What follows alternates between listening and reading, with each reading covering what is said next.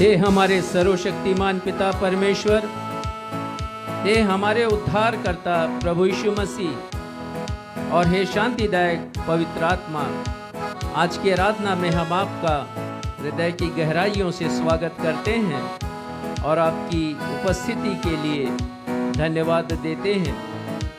भजनकार लिखते हैं, हे यहोवा के भक्तों, परमेश्वर का भजन गाओ और जिस पवित्र नाम से उसका स्मरण होता है उसको धन्यवाद करो। हे परमेश्वर के जनों, यहोवा का, हाँ यहोवा ही का गुणानुवाद करो। यहोवा की महिमा और सामर्थ को सराहो। यहोवा के नाम की महिमा करो। पवित्रता से शोभायमान होकर यहोवा ही को दंडवत करो। तो जी हाँ प्यारे भाइयों और बहनों, क्यों ना हम आज की रविवारी आराधना का प्रारंभ परमेश्वर के स्तुति गान से करें, उनकी महिमा करें, उनकी आराधना करें और कहें, महिमा हो आराधना, महिमा हो आराधना, मेरे यीशु तेरी आराधना।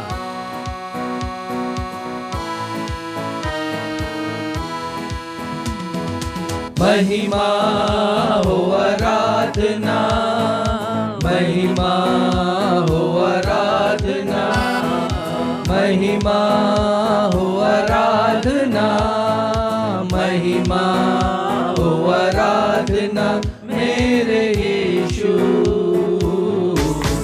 तेरी आराधना, मेरे यीशु तेरी आराधना।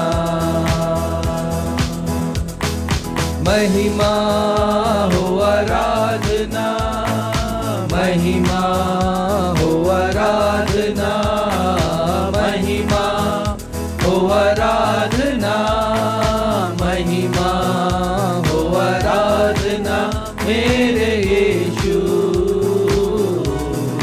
तेरी आराधना, मेरे यीशु तेरी आराधना।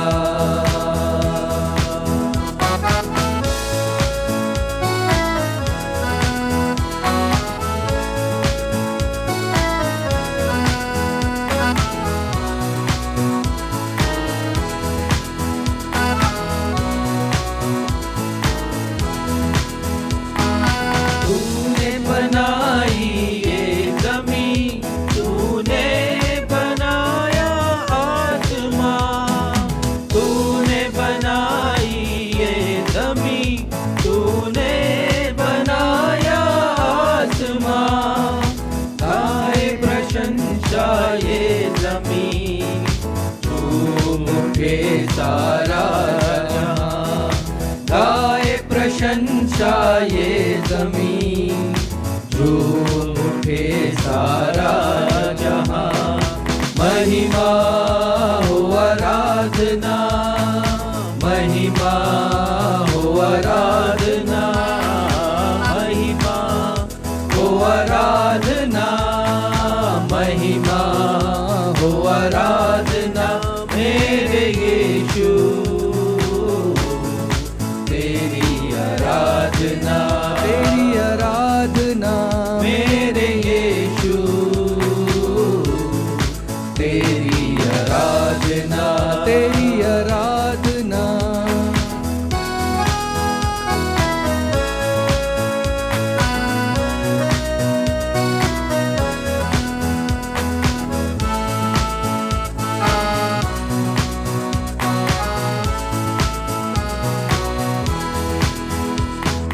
कितना सुंदर, कितना महान है मधु से मीठा तेरा नाम। कितना सुंदर, कितना महान है मधु से मीठा तेरा नाम। ऊंचा उठाते तेरा नाम है, तू ही यीशु महान। ऊंचा उठाते तेरा नाम है, तू ही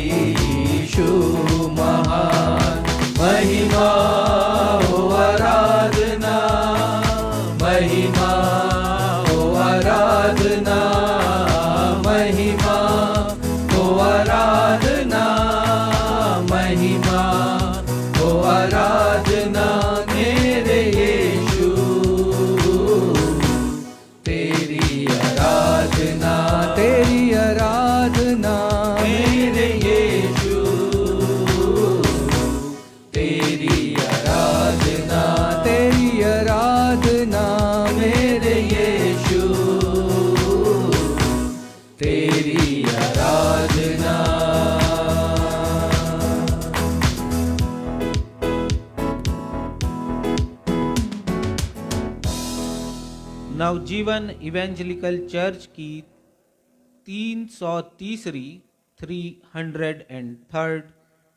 रविवारीय ऑनलाइन एवं ऑफलाइन आराधना में मैं क्षितिज मसीह आप समस्त प्रभु भक्तों का अपने उद्धारकर्ता प्रभु यीशु मसीह के अतुलनीय एवं अद्वितीय नाम में स्वागत करता हूं एवं आप सबों को जय यीशु, यीशु सहाय, शालोम, जय मसीह की और प्रेज द लॉर्ड कहता हूं। Praise the Lord.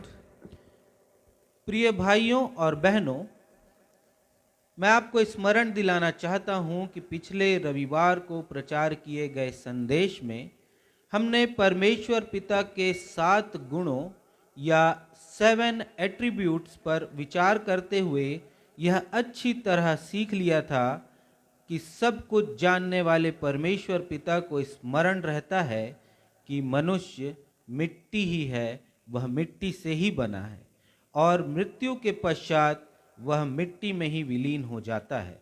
लेकिन यह बड़ी विडंबना है कि मनुष्य स्वयं ही भूल जाता है कि वह मिट्टी है और उसका जीवन क्षणिक है।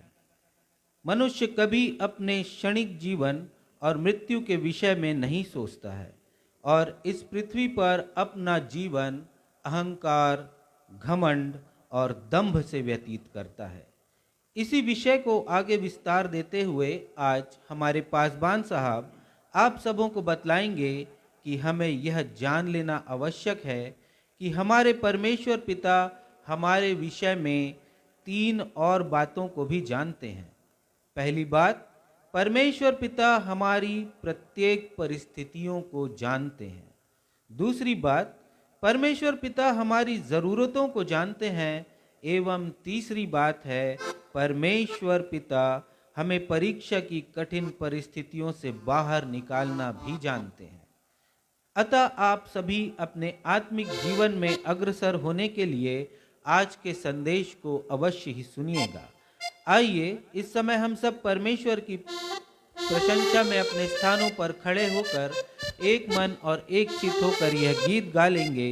इस गीत के शब्द हैं, यहोवा चरवाहा मेरा, कोई घटी मुझे नहीं है, हरी चराइयों में मुझे स्नेह से चराता वो है।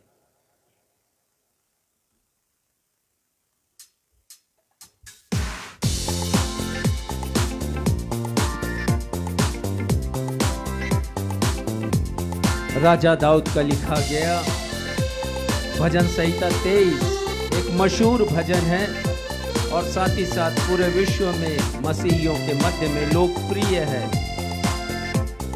आज इस भजन के ऊपर हम विचार करेंगे और जानेंगे कि परमेश्वर पिता हमारी हर एक ज़रूरतों को पूरा करते हैं। हमारे जीवन में सुखद समय लेकर आते हैं और वे क्षण भी लेके आते हैं जब हमारे जीवन में दुख आता है, पर वो हमारे लिए उपाय करते हैं। आज के संदेश के द्वारा आप इस बात को जानेंगे। आइए हम सब भजन 23 पर आधारित इस गीत को गाएं जिसके शब्द कहते हैं, यहोवा चरवाहा मेरा।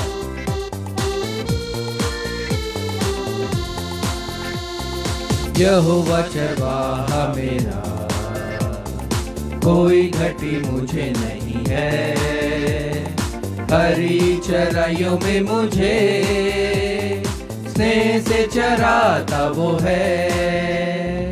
यहोवा चरवाहा मेरा, कोई घटी मुझे नहीं है, हरी चराइयों में मुझे स्नेह से चराता वो है।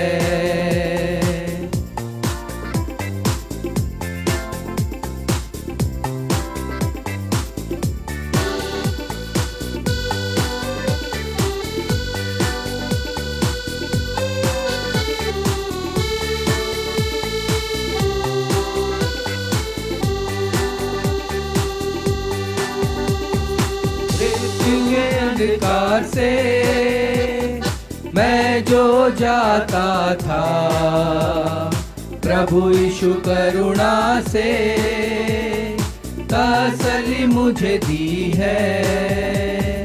मृत्यु के अंधकार से मैं जो जाता था, यीशु करुणा से तसल्ली मुझे दी है। यहोवा चरवाहा मेरा, कोई घटी मुझे नहीं है। हरी चराइयों में मुझे स्नेह से चराता वो है।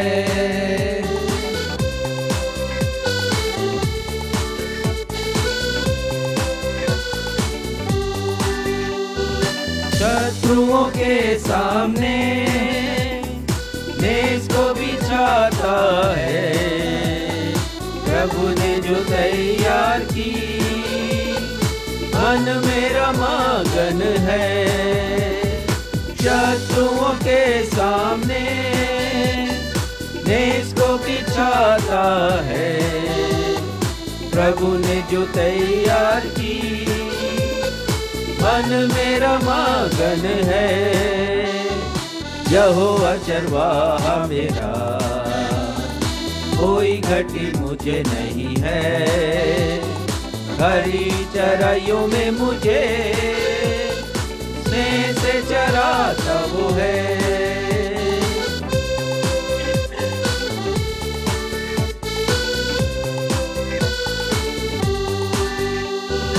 सिर पर वो तेल मला है, अभिषेक मेरा किया है। दिल मेरा भर गया है और उमड़ भी रहा है। सिर पर वो तेल मला है, अभिषेक मेरा किया है। दिल मेरा भर गया है और उमड़ भी रहा है।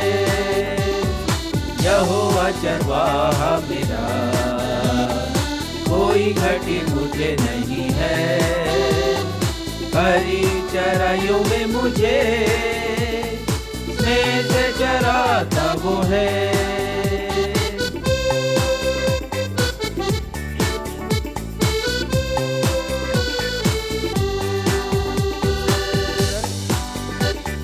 सर्वदा प्रभु घर में करूँगा निवास जो मैं। करुणा भलाई भी उसकी आनंदित मुझे करती है। सर्वदा प्रभु घर में करूँगा निवास जो मैं। करुणा भलाई भी उसकी आनंदित मुझे करती है। यहोवा चरवाहा मेरा, कोई घटी मुझे नहीं है। हरी चराइयों में मुझे स्नेह से चराता वो है।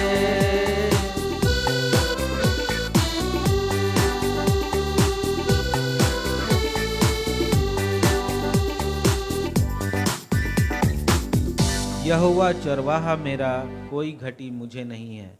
हम अपने स्थानों पर खड़े रहते हुए आदरपूर्वक पवित्र शास्त्र में से यही वचन भजन संहिता 23 निकाल लेंगे, जिसे हम उत्तरवादी की रीति से पढ़ेंगे और इसे पढ़ने में अगुवाई भाई सक्षम मसीह करेंगे। भजन संहिता अध्याय 23।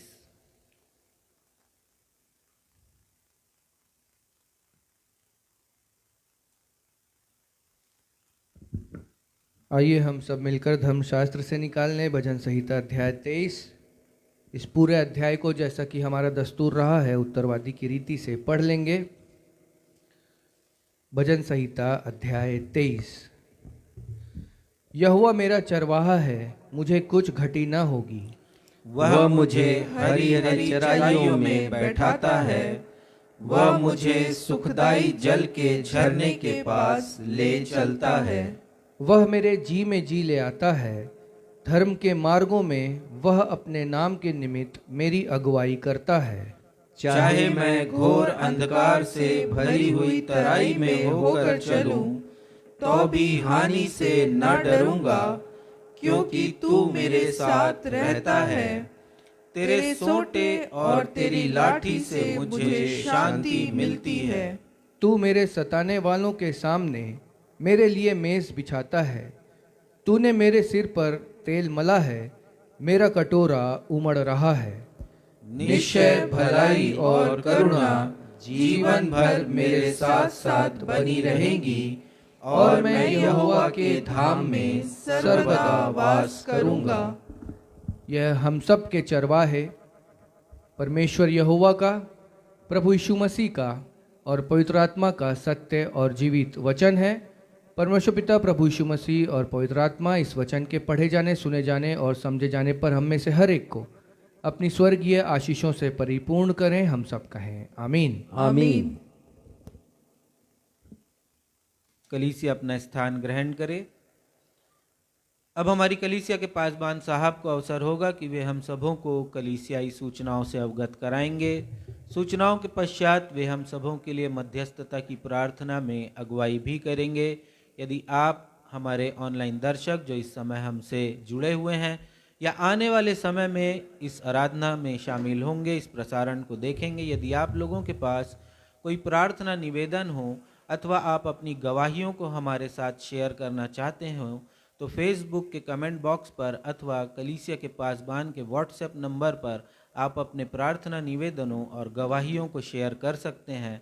हम अपनी दैनिक प्रार्थनाओं में आपकी प्रार्थनाओं को स्मरण करेंगे।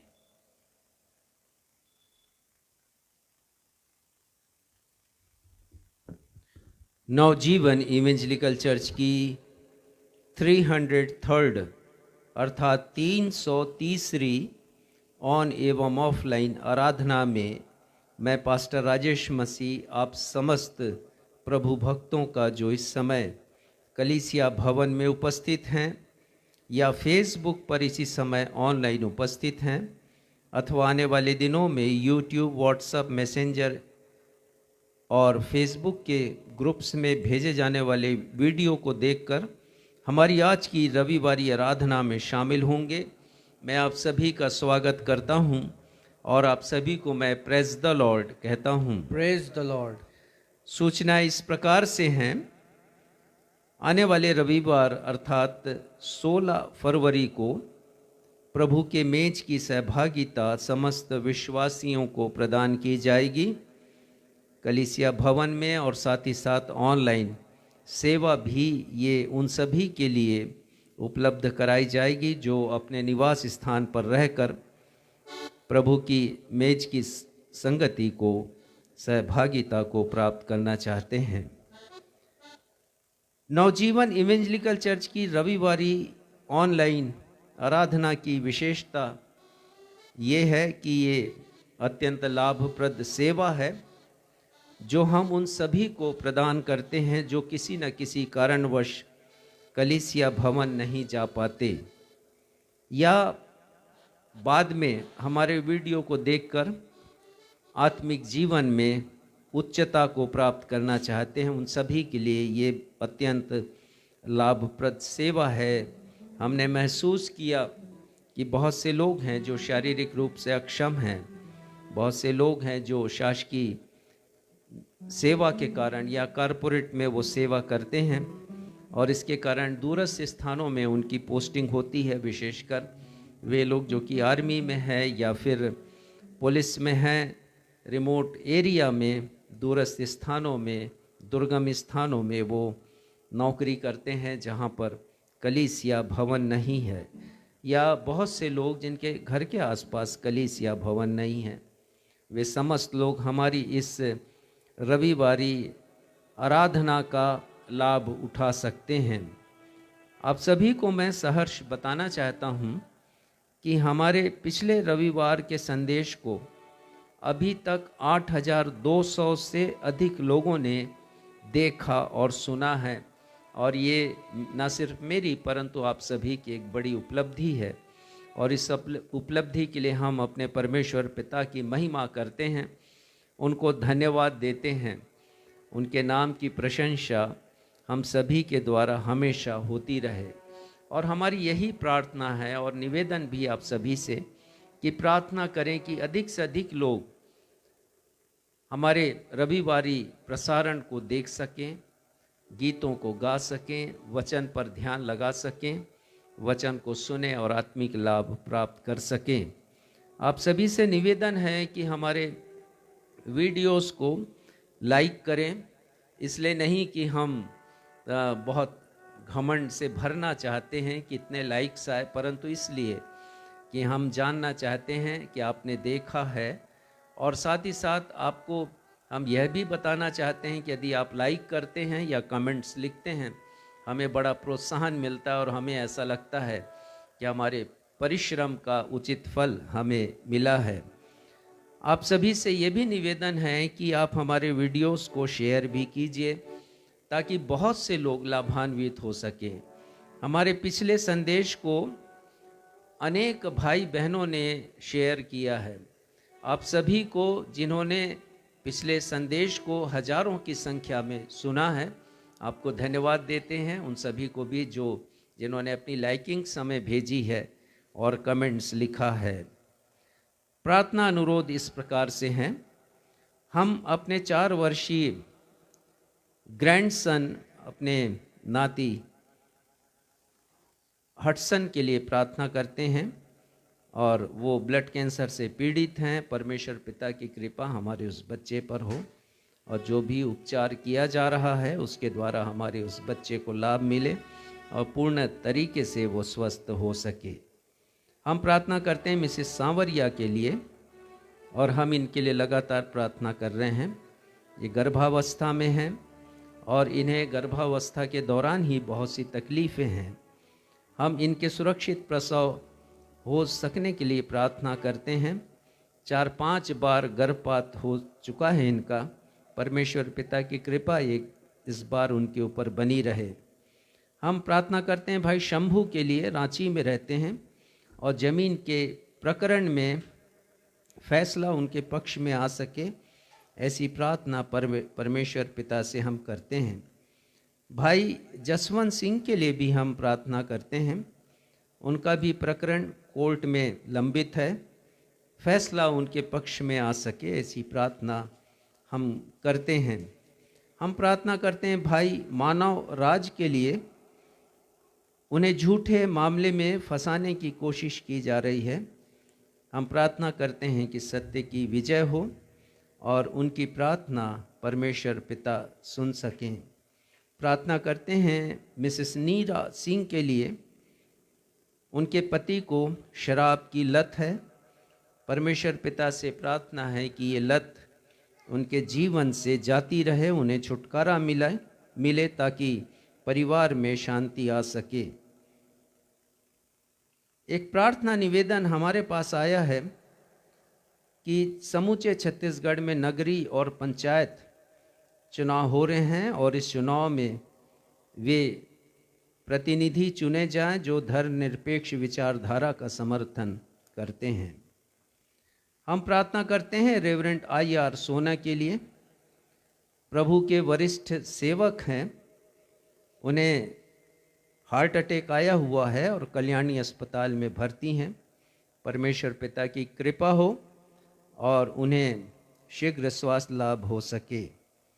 प्रार्थना करते हैं पास्टर नीरज मनोहर के लिए जो भोपाल में रहते हैं। उन्हें एक नहीं अनेक प्रकार की स्वास्थ्य संबंधी परेशानियां हैं, अस्वस्थताएं हैं, और उनकी स्थिति बहुत चिंतनीय है, क्रिटिकल है। भोपाल के अस्पताल के ICU में भर्ती हैं। साथ ही चूंकि वो एक पास्टर हैं AG चर्च में, तो आर्थिक समस्याएं भी हैं।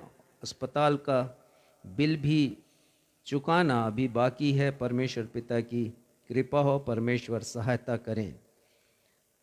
उसी प्रकार हम पास्टर मनोहर मसीह के लिए जो बांधा में रहकर सेवकाई करते हैं, उन्हें भी हार्ट अटैक आया है, उनकी भी चंगाई के लिए प्रार्थना करते हैं।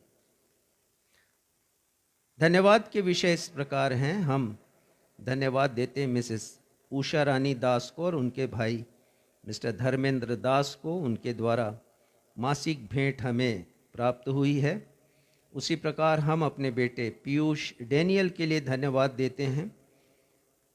उन्होंने भी अपनी विश्वास योग्यता कायम रखी परमेश्वर के प्रति और अपनी मासिक भेंट हमें भेजी है। परमेश्वर पिता की कृपा हमारे उस बेटे के ऊपर और उनके परिवार के ऊपर बनी रहे। हम धन्यवाद देते हैं मिस्टर वर्णित और मिसेस श्वेता सिंह को, उनसे भी हमें मासिक भेंट प्राप्त हुई है। परमेश्वर पिता की कृपा उन पर, उन दोनों पर और पूरे सिंह परिवार के ऊपर बनी रहे। साथ ही हम धन्यवाद देते हैं बेटे वर्णित के लिए। उनका एक्सीडेंट हुआ था, आप सभी को याद होगा, उनके लिए लगातार हमने प्रार्थनाएं की। 4 तारीख को प्लास्टर खुला है, उनके पाँव में जो प्लास्टर बंधा हुआ था, और उसके परिणाम बहुत अच्छे आए हैं और वो उन्होंने चलना प्रारंभ किया है। परमेश्वर के नाम की महिमा हो। आइए इन सारे प्रार्थना निवेदनों को हम अपने उद्धारकर्ता प्रभु यीशु मसीह के अतुलनीय नाम में परमेश्वर पिता के सिंहासन के समक्ष रखें। ये हमारे सर्वसामर्थी, सर्वव्यापी, सर्वज्ञानी पिता परमेश्वर, ये सारे निवेदन प्रभु यीशु मसीह के नाम में हम आपके सिंहासन के समक्ष रखते हैं। पिता, हम जानते हैं प्रभु यीशु मसीह ने हमसे कहा है कि परमेश्वर पिता जानते हैं कि हमारी क्या क्या आवश्यकताएं हैं हमारे मांगने से पहले ही, और हम यकीन करते हैं पिता कि आप सर्वज्ञानी परमेश्वर हैं। आपको पहले से ही पता था कि हम अपने इस प्रार्थना अनुरोध की डायरी में क्या क्या विषय रखेंगे, और पिता आप चाहते हैं कि हम आपको उचित मान सम्मान दें जब आपको हम पिता कहते हैं। तो इसलिए सारे निवेदन आपके सन्मुख हैं पिता, इन्हें ग्रहण कीजिएगा और जैसी जिसकी आवश्यकता है, ज़रूरतें हैं पिता, वैसी उत्तर उन सभी को दीजिएगा, और सभी के जो दुख में हैं, तकलीफ़ में हैं, पीड़ा मुश्किल में है पिता, उनके तकलीफ़ों को दूर कीजिएगा पिता। उन भेंटों के लिए जिसे हमने प्राप्त किया, हम आपकी हमदो सिताइश करते हैं, और उन सभी भेंटकर्ताओं के लिए भौतिक और आत्मिक आशीषों की दिए जाने की प्रार्थना करते हैं। आगे की आराधना को हम आपके हाथों में सौंपते हैं और अपनी इस प्रार्थना को अपने उद्धारकर्ता प्रभु यीशु मसीह के नाम में मांग लेते हैं, जिन्होंने ये प्रार्थना करना हमें सिखाया। हे हमारे पिता, आप जो स्वर्ग में हैं, आपका नाम पवित्र माना जाए, आपका राज्य आए, आपकी इच्छा जैसे स्वर्ग में पूरी होती है वैसे इस पृथ्वी पर भी पूरी हो। हमारे दिन भर की रोटी आज हमें दीजिए, और जिस प्रकार हमने अपने अपराधियों को क्षमा किया है, उसी प्रकार आप हमारे अपराधों को क्षमा कीजिए। हमें परीक्षा में नहीं लाइए, बल्कि बुराई से बचाइए, क्योंकि राज्य, पराक्रम और महिमा सदा आपके हैं। आमीन।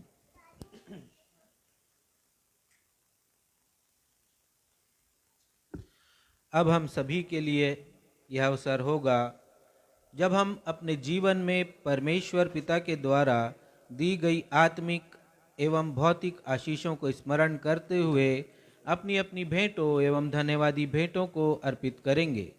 यदि हमारे ऑनलाइन दर्शक भी अपनी भेंटों को हमारी कलीसिया के द्वारा ज़रूरतमंदों के मध्य किए जा रहे सेवा के कार्यों या कलीसिया भवन के फिनिशिंग कार्य या सुसमाचार प्रचार की सेवा के कार्य के लिए अपनी भेंटों को अर्पित करना चाहते हैं, तो उनका स्वागत है। वे कृपया हमारी कलीसिया के पासबान के मोबाइल क्रमांक 9425227003 9425227003 पर उनसे संपर्क कर सकते हैं। आइए इस समय जब हम अपनी भेंटों को अर्पित करेंगे, हम सभी मिलकर यह गीत गा लेंगे। गीत के शब्द हैं, तेरे जैसा न कोई हुआ, तेरे जैसा न कोई होगा।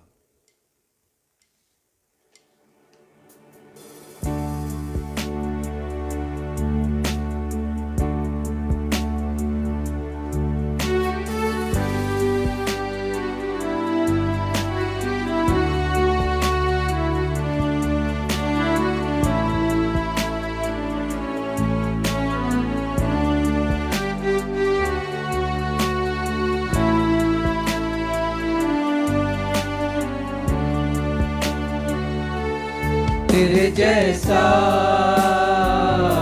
न कोई हुआ, तेरे जैसा न कोई होगा, तेरे जैसा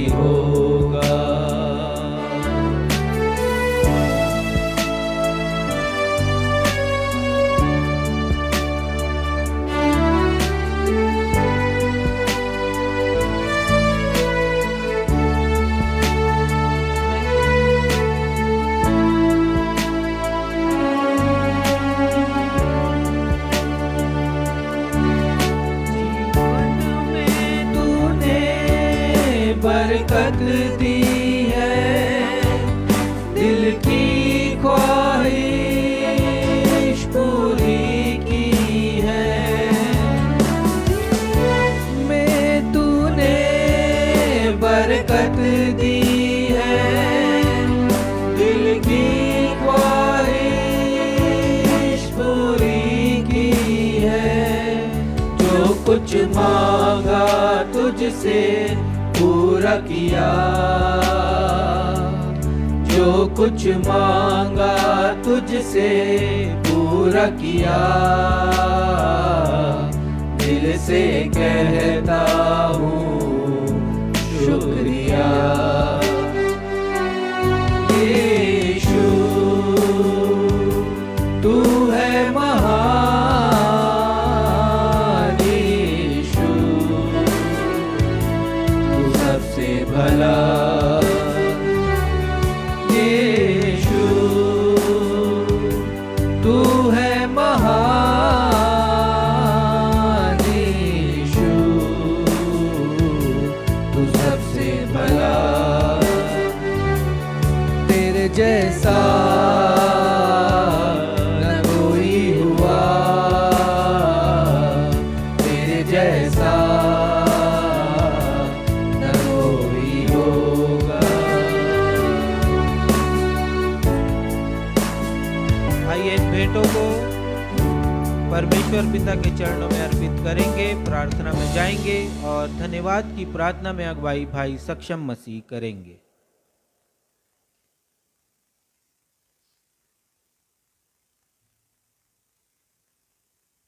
आइए इन भेंटों के लिए परमेश्वर पिता को धन्यवाद दें।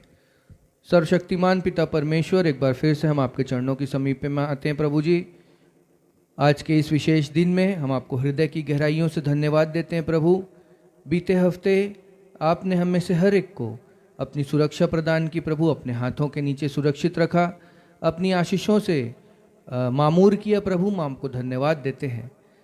इस समय हम इन भेंटों को लेकर के प्रभु आपके समीपी में आते हैं। प्रार्थना और विनती करते हैं प्रभु कि इन भेंटों को आप छूइए, इन्हें अपना स्पर्श प्रदान करिए प्रभु, इन्हें आशीषित करिए, ताकि आने वाले समय में जब इन भेंटों का उपयोग प्रभु आपके वचन के सुसमाचार के प्रचार के कार्य के लिए और सेवा के और भलाई के कार्यों में जब इसे इस्तेमाल में लाया जाता है प्रभु, तो बहुतों के जीवन को बदलने वाला हो सके। बहुत से ऐसे लोग प्रभु जो आपको नहीं जानते, वो भी आपको जानने वाले हो सकें, और प्रभु इन भेंटों के द्वारा सिर्फ और सिर्फ आपको महिमा मिलने वाली हो सके। आगे की शेष आराधना को प्रभु हम आपके समर्थी हाथों में सौंपते हैं, प्रार्थना और विनती करते हैं प्रभु, जबकि कुछ समय के पश्चात आपके वचन का प्रचार यहाँ से किया जाता है। होने दीजिए प्रभु कि हम अपने हृदयों को तैयार कर सकें, अपने हृदयों को हम रेडी कर सके प्रभु आपके वचन को रिसीव करने के लिए, और बहुतायत के साथ प्रभु आपके वचन को हम रिसीव करने वाले हो सके। इस वचन के द्वारा हम समझने वाले हो सके प्रभु कि आप हमसे, हमारे जीवन से क्या चाहते हैं प्रभु। सो एक बार फिर से प्रभु इन भेंटों के लिए हम आपको धन्यवाद देते हैं, और धन्यवाद के साथ अपनी इस प्रार्थना को आपके प्रिय पुत्र हमारे उद्धारकर्ता प्रभु यीशु मसीह के नाम से मांगते हैं, आमीन।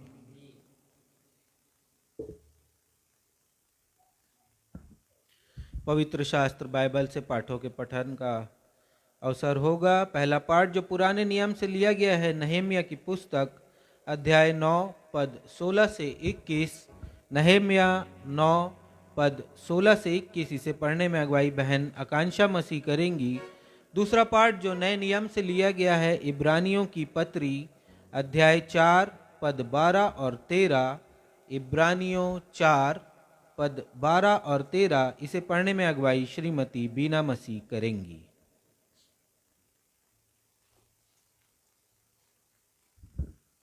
आप सबों को जय मसीह की। जय मसीह। मैं आप लोगों के सामने पढ़ लूंगी पहला पाठ पुराने नियम से, नहम्याह अध्याय 9 पद 16 से लेकर 21। परंतु उन्होंने और हमारे पुरखाओं ने अभिमान किया और हठीले बने और तेरी आज्ञाएं ना मानी और आज्ञा मानने से इनकार किया, और जो आश्चर्य कर्म तूने उनके बीच किए थे उनका स्मरण ना किया, वरन हट करके यहाँ तक बलवा करने वाले बने कि एक प्रधान ठहराया कि अपने दासत्व की दशा में लौटे।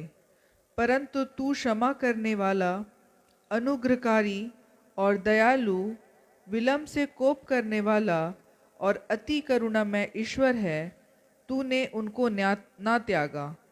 वरन जब उन्होंने बछड़ा ढाल कर कहा, तुम्हारा परमेश्वर जो तुम्हें मिस्र देश से छुड़ा लाया है वह यही है, और तेरा बहुत तिरस्कार किया, तब भी तूने जो अति दयालु है उनको जंगल में ना त्यागा।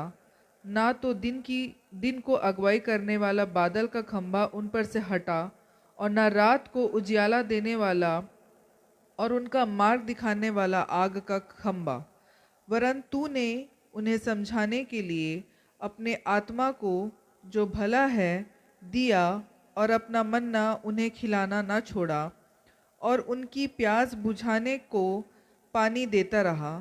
40 वर्ष तक तू जंगल में उनका ऐसा पालन पोषण करता रहा कि उनको कुछ घटी ना हुई, ना तो उनके वस्त्र पुराने हुए और ना उनके पाँव में सूजन हुई। परमेश्वर अपने पढ़े हुए वचन पर आशीष दे। हम सब कहें आमीन।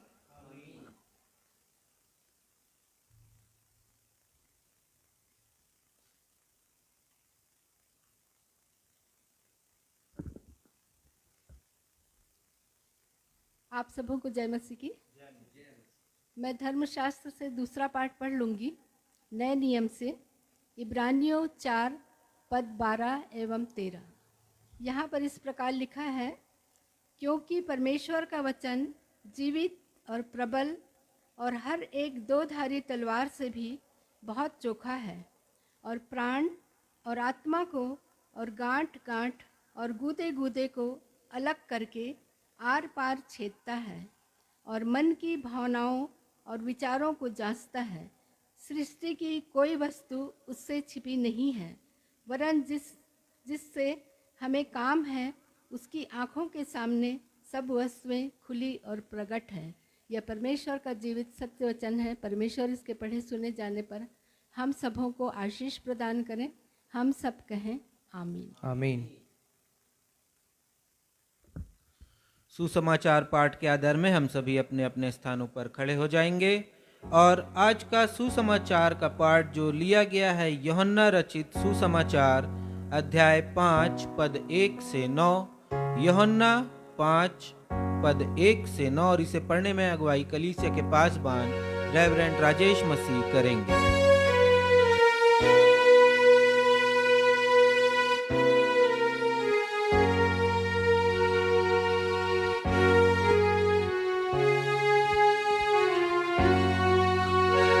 आज का सुसमाचार का पाठ यूहन्ना रचित सुसमाचार उसका 5वां अध्याय और पद संख्या 2 से लेके पद संख्या 9 तक। और यहाँ इस प्रकार लिखा है, यरूशलेम में भीड़ फाटक के पास एक कुंड है जो इब्रानी भाषा में बैतह सदा कहलाता है। उसके 5 ओसारे हैं, इनमें बहुत से बीमार, अंधे, लंगड़े और सूखे अंग वाले पानी के हिलने की आशा में पड़े रहते थे, क्योंकि नियुक्त समय पर परमेश्वर के स्वर्गदूत कुंड में उतरकर पानी को हिलाया करते थे। पानी हिलते ही जो कोई पहले उतरता वह चंगा हो जाता था, चाहे उसकी कोई बीमारी क्यों ना हो। वहाँ एक मनुष्य था जो 38 वर्ष से बीमारी में पड़ा था। यीशु ने उसे पड़ा हुआ देखकर और यह जानकर कि वो बहुत दिनों से इस दशा में पड़ा है, उससे पूछा, क्या तू चंगा होना चाहता है? उस बीमार ने यीशु को उत्तर दिया, हे प्रभु, मेरे पास कोई मनुष्य नहीं कि जब पानी हिलाया जाए तो मुझे कुंड में उतारे, परंतु मेरे पहुँचते पहुँचते दूसरा मुझसे पहले उतर जाता है। यीशु ने उससे कहा, उठ, अपनी खाट उठा और चल फिर। वह मनुष्य तुरंत चंगा हो गया और अपनी खाट उठाकर चलने फिरने लगा। ये प्रभु यीशु ख्रिस्ट का सुसमाचार है। हे प्रभु यीशु ख्रिस्ट, आपके नाम की महिमा हो, हम सब कहें आमीन। आमीन। कलीसिया अपना स्थान ग्रहण करे। अब हम सभी के लिए यह सुनहरा समय होगा जब हम अपने परमेश्वर पिता के जीवित वचन से, जीवित कलाम से, परमेश्वर पिता के अभिषिक्त दास और हमारी कलीसिया के पासबान रेवरेंड राजेश मसीह के द्वारा एक प्रेरणादायक, अर्थपूर्ण एवं सारगर्भित संदेश को सुन सकेंगे। और आज के संदेश का विषय है, परमेश्वर पिता आपकी प्रत्येक परिस्थितियों और आवश्यकताओं को जानते हैं। God knows all of your circumstances and needs। लेकिन इससे पहले कि हम आज का संदेश सुने, आइए संदेश के पूर्व अपने मनों की तैयारी में मिलकर हम यह गीत गाएं जो संदेश से ताल्लुक रखता है। और गीत के शब्द हैं, अल्फाज हैं गम, आंखें मेरी नम, ख्यालों में तेरे काम बेशुमार।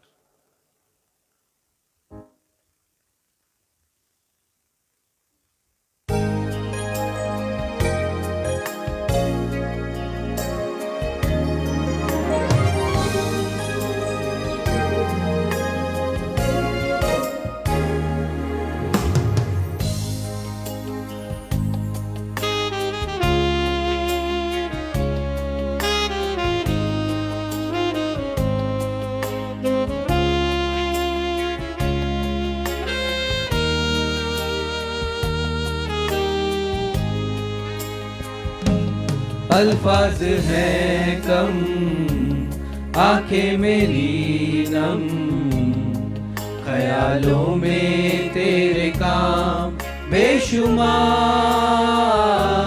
कैसे मैं कह सकूं, कैसे बयां करूं, तेरा प्यार जो है बेइंतहा।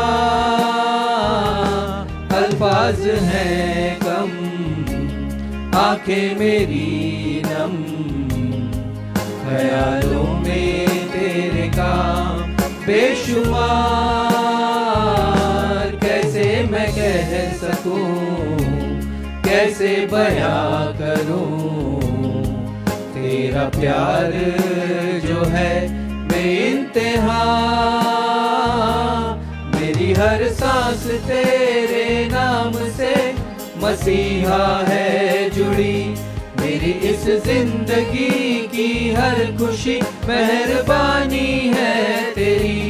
मेरी हर सांस तेरे नाम से मसीहा है जुड़ी, मेरी इस जिंदगी की हर खुशी मेहरबानी है तेरी, मेहरबानी है तेरी,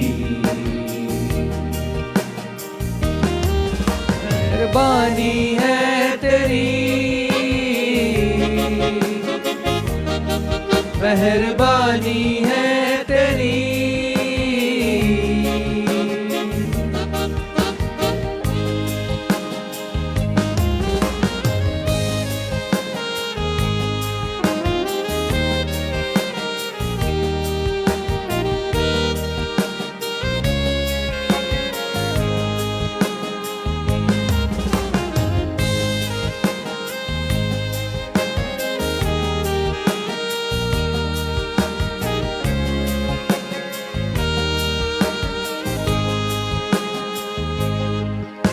टूटा सा बिखरा सा था मैं यूं ही पड़ा, बेवजह जिंदगी को था जी मैं रहा। टूटा सा बिखरा सा था मैं यूं ही पड़ा, बेवजह जिंदगी को था जी मैं रहा। तेरा करम जो मुझ पर हुआ है, तू मेरे जीने की वजह है। तेरा करम जो मुझ पर हुआ है, तू मेरे जीने की वजह है। मेरी हर सांस तेरे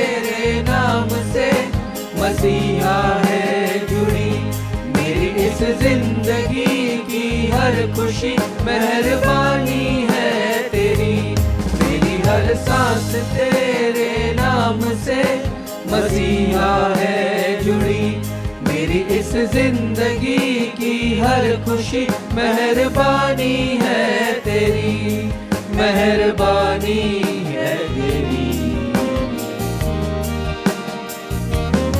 मेहरबानी है तेरी, मेहरबानी है तेरी।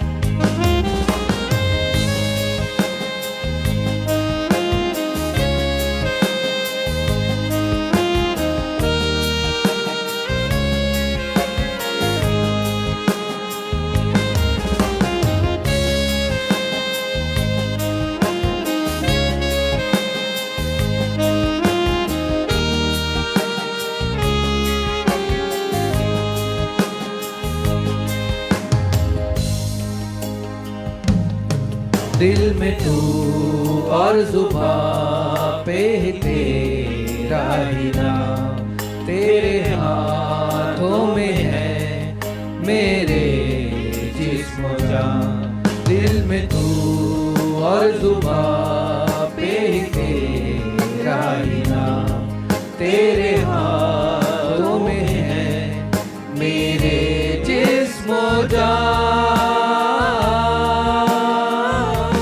रहमत तेरी ना मुझसे जुदा हो, ऐसा फजल मुझ पे खुदा हो। रहमत तेरी ना मुझसे जुदा हो, ऐसा फजल मुझ पे खुदा हो। मेरी हर सांस तेरे नाम से मसीहा है जुड़ी, मेरी इस जिंदगी की हर खुशी मेहरबानी है तेरी।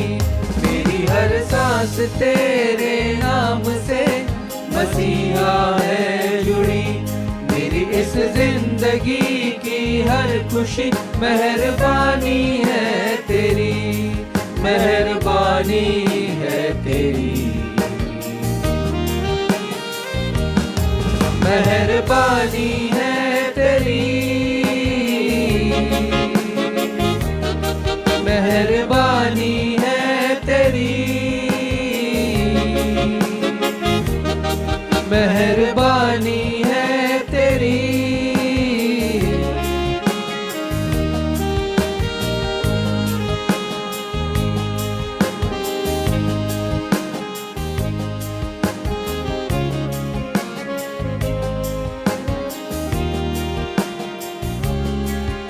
हमारे जीवन की हर खुशी परमेश्वर की मेहरबानी ही है, उनकी कृपा है, उनकी दया पे हमारी हर एक सांस है।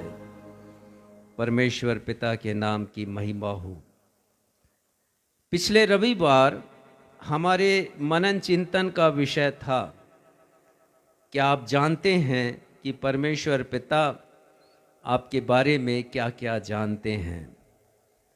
Do you know what are the things that God knows about you? इस विषय के अंतर्गत हमने सर्वप्रथम हमारे परमेश्वर पिता के 7 गुणों, एट्रीब्यूट्स पर मनन किया था। और ये 7 एट्रीब्यूट्स परमेश्वर पिता के विशेष गुण हैं। ये ऐसे गुण हैं जैसे परमेश्वर ने हम सबको या आदम को हस्तांतरित नहीं किया, उसे ट्रांसफर नहीं किया। ये इनकम्युनेबल एट्रीब्यूट्स हैं। और मैंने बतलाया था कि पहला जो एट्रीब्यूट है, पहला जो विशेष गुण है परमेश्वर का, वो सच्चा सनातन परमेश्वर है हमारा, इटर्नल गॉड। एक ऐसा परमेश्वर जिनका ना कोई आरंभ है और ना कोई अंत है। यही सनातन है, यही सनातन की परिभाषा है कि जिसका ना कोई आरंभ हो और ना जिसका कोई अंत हो। तो ऐसा परमेश्वर हमारा पहला गुण दूसरा गुण, परमेश्वर स्वयं में वो परमेश्वर हैं, सेल्फ एग्जिस्टेंट है उनका, आत्मनिर्भर हैं, किसी भी बात के लिए किसी पर निर्भर नहीं है। तीसरा गुण है कि वो इन्फिनिट गॉड हैं, असीमित हैं, किसी सीमा में बांध नहीं सकते परमेश्वर को, किसी भी सीमा में, तो वो इन्फिनिट गॉड हैं। और चौथा गुण कि परमेश्वर, बाइबल कहती है कि अपरिवर्तनशील परमेश्वर है, कभी नहीं बदलने वाले परमेश्वर, अनचेंजेबल गॉड, कभी भी नहीं बदलते हैं। और पांचवा जो गुण है, सर्वसामर्थी परमेश्वर हैं, ऑलमाइटी गॉड। ग्रीक भाषा में इसे कहा जाता है कि वो ओमनीपोटेंट परमेश्वर हैं। आज भी इस पर हम मनन करेंगे। और छठवां गुण परमेश्वर का कि वो सर्वव्यापी परमेश्वर हैं, हर स्थान पर एक ही समय में उपलब्ध रहते हैं, ये उनकी विशेषता है। सर्वव्यापी परमेश्वर, ऑल प्रेजेंट गॉड, जो कि ग्रीक भाषा में हमने सीखा ओमनी प्रेजेंट गॉड हैं वो। और अंतिम जो गुण जिसके ऊपर हमने थोड़ी देर तक विचार किया था, आज गहराई से देखेंगे, सर्वज्ञानी परमेश्वर है, ऑल नोविंग गॉड, ओमनीसियंस परमेश्वर, बहुत बुद्धिमान, अत्यंत गुणी हैं, अत्यंत ज्ञानवान हैं, उनके बुद्धि और ज्ञान की कोई सीमा नहीं है। हमने सीखा था कि इतने महान गुणों को धारण करने वाले परमेश्वर, हम मनुष्यों के विषय में अनेक बातों को जानते हैं। और अनेक बातों में पहली बात पर हमने पिछले रविवार के दिन गौर किया था और हमने सीखा था भजन संहिता 103 और 14वें पद में, और वहाँ पर लिखा हुआ है कि, पढ़िएगा इसे, भजन संहिता 103 और 14, क्योंकि वह हमारी सृष्टि जानता है। परमेश्वर हमारी सृष्टि जानते हैं, हम मानव की सृष्टि जानते हैं, मेरी सृष्टि, आपकी सृष्टि वो जानते हैं, क्योंकि आदम उनके हाथों का बनाया हुआ है, उन्होंने हमें भी बनाया है। और हम सब परमेश्वर का वर्कमैनशिप कहा जाता है, अर्थात कारीगरी है, अद्भुत कारीगरी का नमूना ये मानव है। और आगे पढ़िएगा, और उसको स्मरण रहता है कि मनुष्य मिट्टी ही उनको है। स्मरण रहता है, परमेश्वर को स्मरण रहता है सदैव कि मनुष्य मिट्टी है। ये हम ही भूल जाते हैं अपने अहंकार में, अपने गर्व में, अपने घमंड में भूल जाते हैं कभी कभी कि हम मिट्टी हैं। एक शायर ने कहा है, उनकी ये पंक्तियां मुझे बहुत पसंद है, आगाह अपनी मौत से हर बशर नहीं, आगाह अपनी मौत से हर बशर नहीं, सामान 100 बरस का और पल की खबर नहीं। ये तस्वीर है मनुष्य की, पर परमेश्वर याद रखते हैं कि हम मिट्टी ही हैं। इसी संदर्भ में मैंने एक और व्याख्या की थी कि ये जो मिट्टी का शरीर है कैसे मिट्टी में तब्दील होता है। और बहुत अच्छी तरह सबोपदेशक 12वें अध्याय 1 से 7वें पद में बुद्धिमान राजा सुलेमान ने इसकी व्याख्या की। हमने गहराई से इसे देखा, समझा, और मुझे खुशी इस बात की है कि इस अध्ययन के द्वारा बहुत से लोग आत्मिक जीवन में आगे बढ़े और उन्हें नई नई बातें पता चली हैं जो पवित्र आत्मा के द्वारा मुझे पता चली, मैंने व्याख्या की है। आपसे प्रश्न है, क्या आपने यदि अभी तक नहीं सुना है इस वचन को जो पिछले सप्ताह जिसके बीज बोए गए, तो सुनिएगा, अवश्य सुनिएगा। 8200 से अधिक लोगों ने इसे देखा है, सुना है, लाभान्वित हुए। हमारे लिए ये एक रिकॉर्ड है। आज तक कभी किसी ने नवजीवन इवेंजलिकल चर्च की रविवारी आराधना के संदेशों को इतनी तादाद में, इतनी संख्या में नहीं सुना, परंतु पिछले संदेश से बहुत से लोग लाभान्वित हुए। 5200 से अधिक यूट्यूब पर और 2000 से अधिक लोगों ने फेसबुक पर देखा। तो ये करीब 5800 कहना चाहिए मुझे यूट्यूब पर, और 2200 से अधिक लोगों ने फेसबुक पर देखा। 8200 से अधिक लोग देख चुके हैं। आप भी सुनिएगा।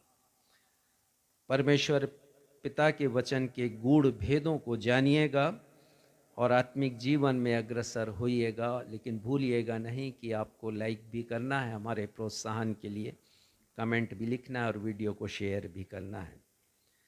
पिछले रविवार के संदेश की श्रृंखला में ही आज के संदेश को मैं आगे बढ़ाऊंगा और आज के संदेश का विषय है परमेश्वर पिता आपके बारे में सब कुछ जानते हैं। वे आपकी सुखद परिस्थितियों को, वे आपकी दुखद परिस्थितियों को जानते हैं और आपकी आवश्यकताओं को भी जानते हैं। God knows everything about you. He also knows your good condition and bad condition, and He knows about your need.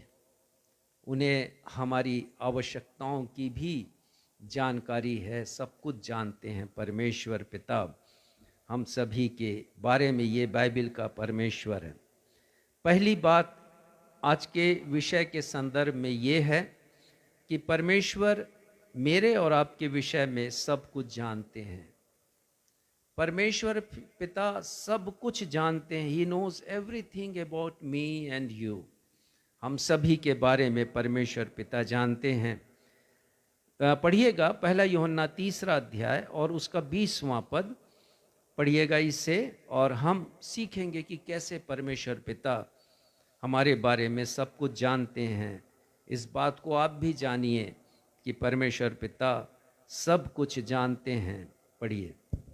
क्योंकि परमेश्वर हमारे मन से बड़ा है और सब कुछ जानता है। परमेश्वर सब कुछ जानता है। ये बाइबल का परमेश्वर है और इसीलिए वो मनुष्यों से अलग है। वो सृष्टिकर्ता परमेश्वर है। ही नोज एवरीथिंग, सब कुछ जानते हैं। और सब कुछ से तात्पर्य है हर एक बात, छोटी से छोटी बात, बड़ी से बड़ी बात, प्रत्येक बात मेरे और आपके बारे में परमेश्वर पिता को मालूम है। मत सोचिएगा कि हम चूक जाते हैं तो परमेश्वर भी चूक जाएंगे किसी बात को रिकॉर्ड करने से। सब बातें उनके यहाँ रिकॉर्ड की जाती हैं। राजा दाऊद ने परमेश्वर पिता के द्वारा सब कुछ जानने की क्षमता या योग्यता के गुणों का वर्णन किया, बड़ी बखूबी से वर्णन किया है। पिछले सप्ताह हमने उत्तरवादी की रीति से पढ़ा था, आज भी हम इसे देखेंगे। भजन संहिता 139, बहुत खूबसूरत ये भजन है। और इस भजन में परमेश्वर पिता के 3 गुणों का, 3 एट्रीब्यूट्स का बखूबी वर्णन राजा दाऊद ने पवित्र आत्मा के सहायता से किया है और प्रमाणित किया है कि परमेश्वर पिता सब कुछ जानते हैं। यदि संत यूहन्ना ने लिखा कि परमेश्वर हमारे मन से बड़ा है और वो सब कुछ जानते हैं, तो उसे प्रमाणित करना भी आवश्यक है परमेश्वर के वचन से। और हम देखेंगे कि कैसे प्रमाणित किया अद्भुत रीति से। ये दाऊद जो आज से 3000 वर्ष पहले थे और संत यूहन्ना से 1000 वर्ष पहले थे, कैसे उन्होंने इन 3 महत्वपूर्ण गुणों का वर्णन अपने एक भजन में कर दिया। और हम सब जानते हैं जो कुछ बातें उन्होंने लिखी हैं, बिना पवित्र आत्मा के सहायता के वो लिख नहीं पाते। पहला गुण जो सब कुछ का जानने वाला परमेश्वर का पहला गुण ये है कि बाइबल का परमेश्वर अत्यंत ज्ञानवान, अत्यंत बुद्धिमान और अत्यंत गुणवान परमेश्वर है। ये बाइबल का परमेश्वर है। बाइबल का परमेश्वर सर्वज्ञानी परमेश्वर है, ओमनीसिएंट परमेश्वर है। भूलिएगा नहीं इस बात को। पिछले रविवार भी मैंने बताया था, आज भी मैं बता रहा हूँ। वे हमारे बारे में 5 अद्भुत बातों को जानते हैं, जिन्हें जानना या समझना इस पृथ्वी के किसी भी मनुष्य के लिए ना संभव था, ना संभव है और ना संभव होगा। ये है बाइबल का परमेश्वर, अत्यंत बुद्धिमान और ज्ञानवान परमेश्वर, सब कुछ का जानने वाला परमेश्वर, ओमनीसेंट गॉड। हम देखेंगे उन 5 बातों को। मेरे साथ निकालिए भजन संहिता 139 और उसका पहला पद पढ़िएगा। हे यहोवा, तूने मुझे जांच कर जान लिया है। तूने मुझे जांच कर जान लिया है। परमेश्वर पिता हमें जांचते हैं, हमारे मन को जांचते हैं और एक एक बात को जान लेते हैं। न्यू लिविंग ट्रांसलेशन बाइबल में भी बहुत अच्छा अनुवाद आया है और वो लिखते हैं, वहाँ पर लिखा, you have examined my heart, तूने मेरे हृदय का परीक्षण किया है, and know everything about me, मेरे बारे में हर बातों को आप जानते हैं। परमेश्वर पिता हमारे मन को जानने की क्षमता रखते हैं। परमेश्वर पिता हमारे मन को, हमारे हृदय को, जहाँ से विचारों का जन्म होता है, जांचने की क्षमता रखते हैं। आंतरिक मूल्यांकन है ये। मन को जानना मतलब आंतरिक मूल्यांकन है, इंटरनल वैल्यूएशन। ये क्षमता केवल परमेश्वर के पास है। आत्मिक रूप से वो जांचते हैं कि मैं और आप कितने पानी में हैं। मनुष्य बाह्य रूप से मूल्यांकन करता है। एक पद निकालिएगा, मैं अनेक बार इसका उल्लेख करता हूं, पहला शामुएल 16 अध्याय और 7वां पद। मनुष्य बाह्य रूप से मूल्यांकन करता है किसी दूसरे मनुष्य का, यह हमारे स्वभाव में ही है। पहले हम उसका रूप रंग ही देखते हैं किसी दूसरे मनुष्य का, और हम सीखते हैं कि परमेश्वर हमारे मन को जांचते हैं। यहाँ पर जो उल्लेख आया है वो ये है कि परमेश्वर ने शाऊल को इज़राइल का राजा होने के लिए नाकाबिल, अयोग्य माना है, और वो शामुएल नबी से कहते हैं कि आप जाइए ईशै के पास जाइए और उसके पुत्रों में से जिसे मैं कहूँ उसका अभिषेक करना इज़राइल का राजा होने के लिए। और वो पहुँचते हैं सिंग में तेल लेकर के, अभिषेक का तेल लेकर ईशै के घर में, और ईशै को बतलाते हैं कि परमेश्वर ने मुझे एक विशेष उद्देश्य के लिए भेजा है, तुम अपने लड़कों को मेरे सामने हाजिर करो। और उसके लड़के एक के बाद एक आते हैं, सभी डील डॉल में हृष्ट पुष्ट, क्योंकि वो सैनिक थे शाऊल की सेना में, उसके जो 3 बेटे थे। और जब बड़े बेटे को उन्होंने देखा शामुएल ने, तो सोचा यही राजा बनने के योग्य है। तब परमेश्वर, उसके बाद फिर दूसरा बेटा आया तो सोचा नहीं ये है राजा। परमेश्वर ने कहा नहीं। इसके बाद उसके बेटे आते गए और परमेश्वर ने क्या कहा है, पहला शामुएल 16 अध्याय 7वें पद में पढ़िएगा। परंतु यहोवा ने शामुएल से कहा, ना तो उसके रूप पर दृष्टि कर और ना उसके कद की ऊंचाई पर, क्योंकि मैंने उसे अयोग्य जाना है, क्योंकि यहोवा का देखना मनुष्य का सा नहीं है। ये है, उसे मैंने अयोग्य जाना है। परमेश्वर का देखना मनुष्यों के समान नहीं है। आगे पढ़िए। मनुष्य तो बाहर का रूप देखता है, परंतु यहोवा की दृष्टि मन पर रहती है। परमेश्वर की दृष्टि मन पर, वो मन को जांचने वाला परमेश्वर है। ये कौशल, ये योग्यता, ये प्रवीणता मनुष्यों के पास नहीं है। और फिर हम देखेंगे एक और बहुत खूबसूरत उदाहरण मैं दूंगा, प्रेरितों के काम पहला अध्याय, और पढ़िएगा उसके 24वें पद को। और उसके पहले मैं बता दूं कि हुआ ये था कि प्रभु यीशु मसीह का जो शिष्य यहूदा इस्करियोती है, उसने आत्मग्लानि में आत्महत्या कर ली है और एक शिष्य की कमी हो गई है। तो जो 11 शिष्य हैं उन्होंने ये तय किया है कि एक और शिष्य प्रभु यीशु मसीह के कार्यों के लिए चुना जाए। पर उनके पास दो लोग हैं शिष्य बनाने के लिए। 23वां पद पढ़िएगा पहले।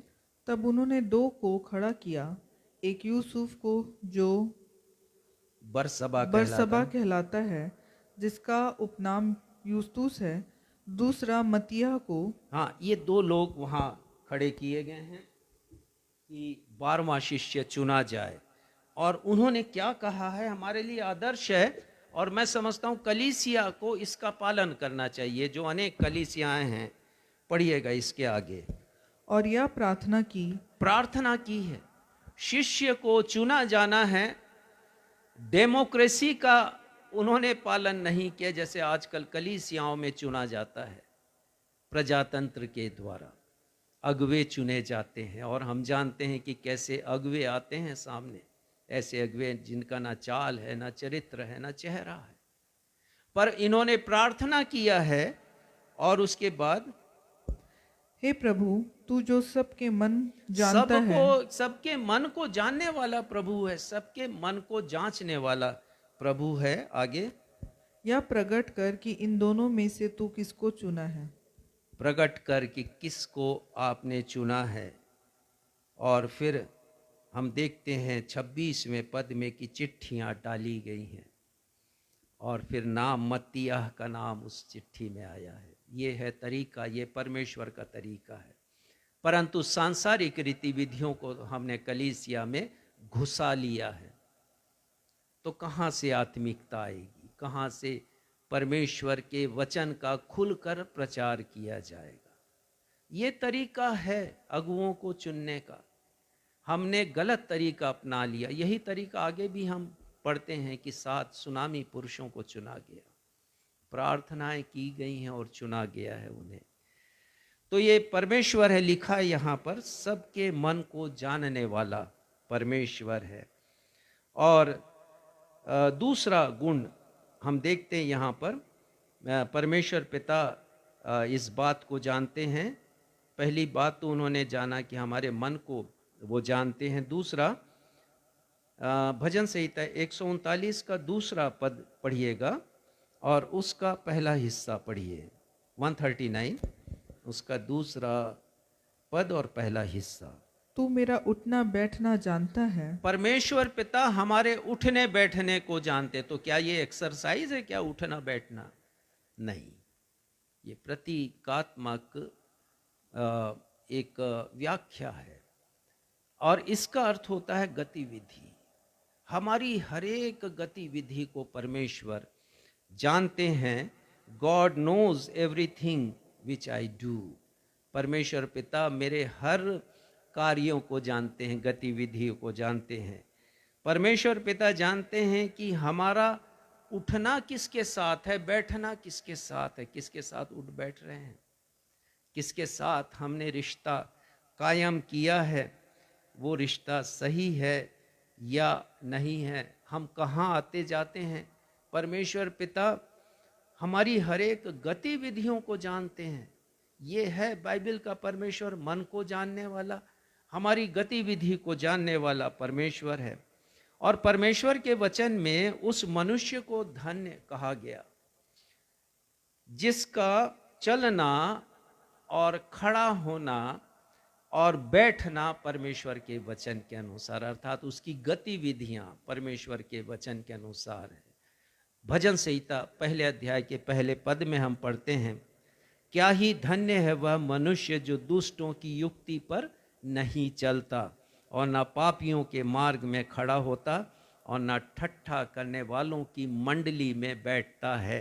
परमेश्वर पिता मेरे और आपकी हर एक गतिविधियों को जानते हैं, कहाँ उठ बैठ रहे हैं, कहाँ आ जा रहे हैं, परमेश्वर पिता सब कुछ जानते हैं। तीसरी बात जो परमेश्वर पिता जानते हैं, पढ़िएगा भजन संहिता 139 उसका तीसरा पद पढ़िए।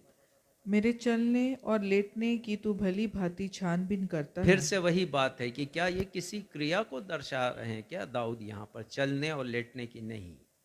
वो बताना चाह रहे हैं कि हमारा चाल चलन कैसा है, हमारा आचरण, हमारा व्यवहार, हमारा एटीट्यूड कैसा है, वो बहुत अच्छी तरह जानते हैं। चलने और लेटने को उसकी छानबीन करते हैं।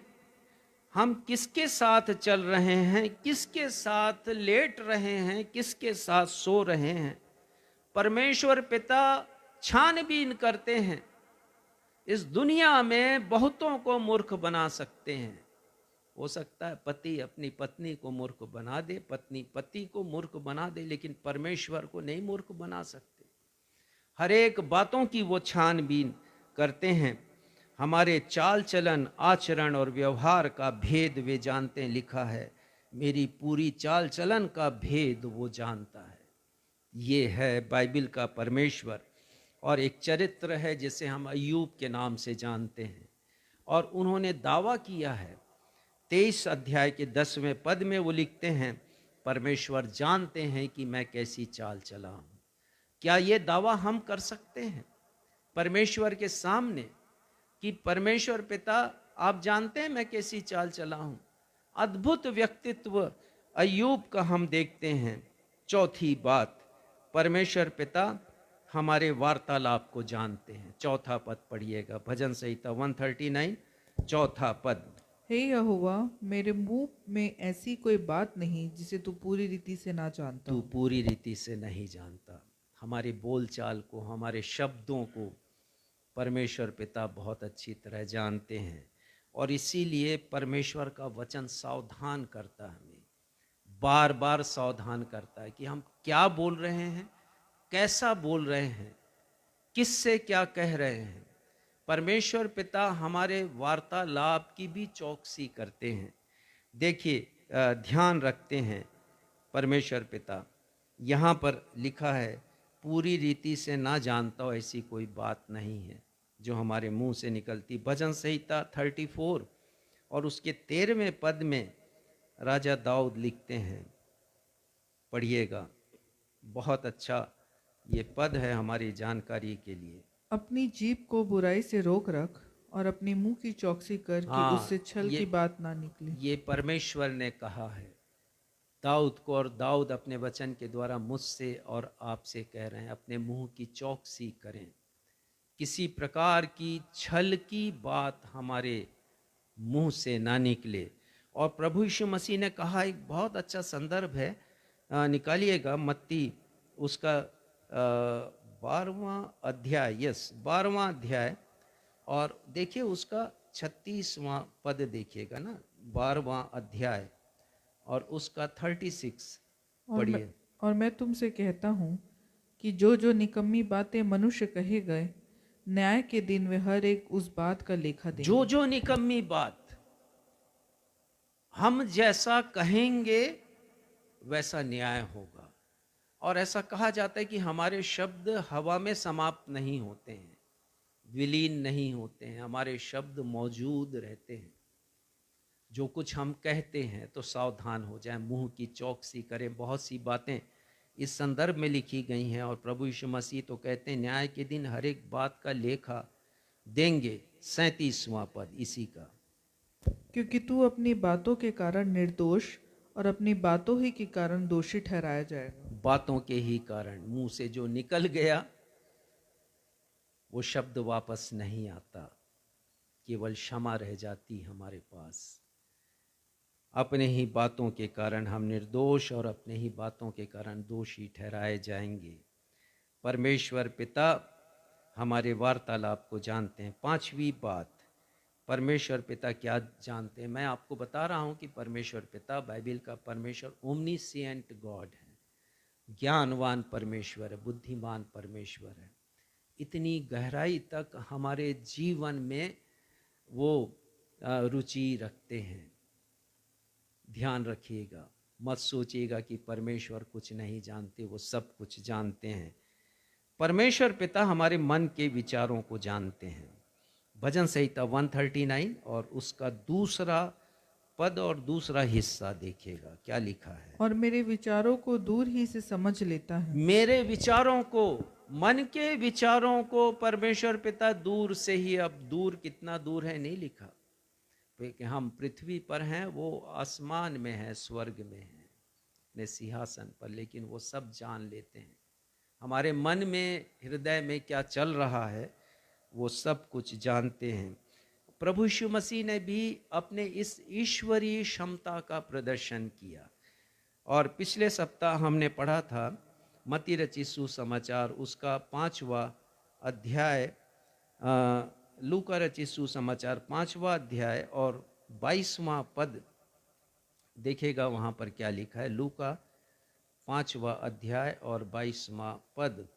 हम यहाँ पर देखते हैं एक ऐसे मनुष्य के बारे में जो पैरालाइज्ड है और वो लकवा ग्रस्त है और उसके कुछ मित्र हैं, और वो प्रभु यीशु मसीह के बारे में पता करते हैं। कफरनहूम में आए हुए हैं प्रभु यीशु मसीह, और वो अपने मित्र को लेकर आते हैं। लेकिन लिखा है कि बहुत दूर दूर से लोग आए हुए थे और उस घर में प्रभु यीशु मसीह का प्रवचन चल रहा था, और ऐसा कहा जाता है कि वो शमौन पतरस का निवास स्थान था। वहाँ प्रभु यीशु मसीह की सभा थी और प्रभु यीशु मसीह के चारों तरफ लोगों की भीड़ थी, यहाँ तक कि दरवाजे में भी बड़ी भीड़ थी। उन्होंने कोशिश किया कि उस व्यक्ति को जो कि लकवाग्रस्त है और अपनी खाट पर पड़ा हुआ है और हो सकता है मरणासन अवस्था में हो, उसे यीशु के पास लेकर जाएं। लेकिन जाएं तो कैसे जाएं? तब हम सब जानते हैं कि उन्होंने उस मकान के छप्पर को हटाया है और यीशु के ठीक सामने उसे उतार दिया है, अपने मित्र को, अपने साथी को। और यीशु उनके लोगों के विश्वास को देखते हैं। यीशु अचंभित होते हैं और उस व्यक्ति से कहते हैं, जा तेरे पाप क्षमा हुए। अब यीशु का ये कहना था कि फरीसी लोग हैं, वो अलग अलग मन में विचार करने लगे, मन में सोच रहे हैं वो, इसे पाप क्षमा करने का अधिकार कैसे मिला? ये तो यूसुफ का बेटा है, नासरत का रहने वाला है, कैसे ये पाप क्षमा कर सकता है? ये अधिकार तो केवल परमेश्वर के पास है। तो आगे पढ़िएगा क्या लिखा है, लूका 5:22। यीशु ने उनके मन की बातें जानकर उनसे कहा, तुम अपने मनों में क्या विवाद कर रहे हो? उनके मनों की बात जाना है प्रभु यीशु मसीह ने। प्रभु यीशु मसीह ने जाना है उनके मन में क्या चल रहा है, उनके मन के विचारों में क्या है। विज्ञान ने बड़ी तरक्की की, हम सब जानते हैं, और आज हमारे पास सुपर कंप्यूटर्स हैं, विशाल और कॉम्प्लिकेटेड उपकरण हैं। ये सब कुछ विज्ञान की देन है। और आजकल हम पढ़ते हैं कि एक से बढ़कर के एक आर्टिफिशियल इंटेलिजेंस के ऐप भी आ गए हैं, परंतु कोई ऐसी टेक्नोलॉजी नहीं है जो मन के विचारों को जान सके। एक मनुष्य के द्वारा दूसरे मनुष्य के मन के विचारों को जानना कठिन नहीं, असंभव है। और ये कभी संभव होगा नहीं, क्योंकि ये गुण केवल परमेश्वर का है।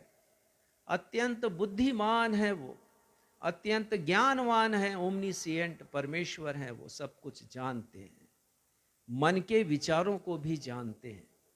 अत्यंत असंभव काम मनुष्य के लिए, पति और पत्नी, माता पिता संतान वर्षों से एक दूसरे के साथ रहते हैं, लेकिन जानना कठिन है कि पत्नी के मन में क्या विचार है, या पति के मन में क्या विचार है, या माता पिता बच्चों के बारे में क्या सोचते हैं, या बच्चे माता पिता के बारे में क्या सोचते हैं। क्या क्या विचार मन में उमड़ते हैं, कोई किसी को नहीं मालूम है, किसी को भी नहीं मालूम है। असंभव है ये एक दूसरे के मन के विचारों को जानना।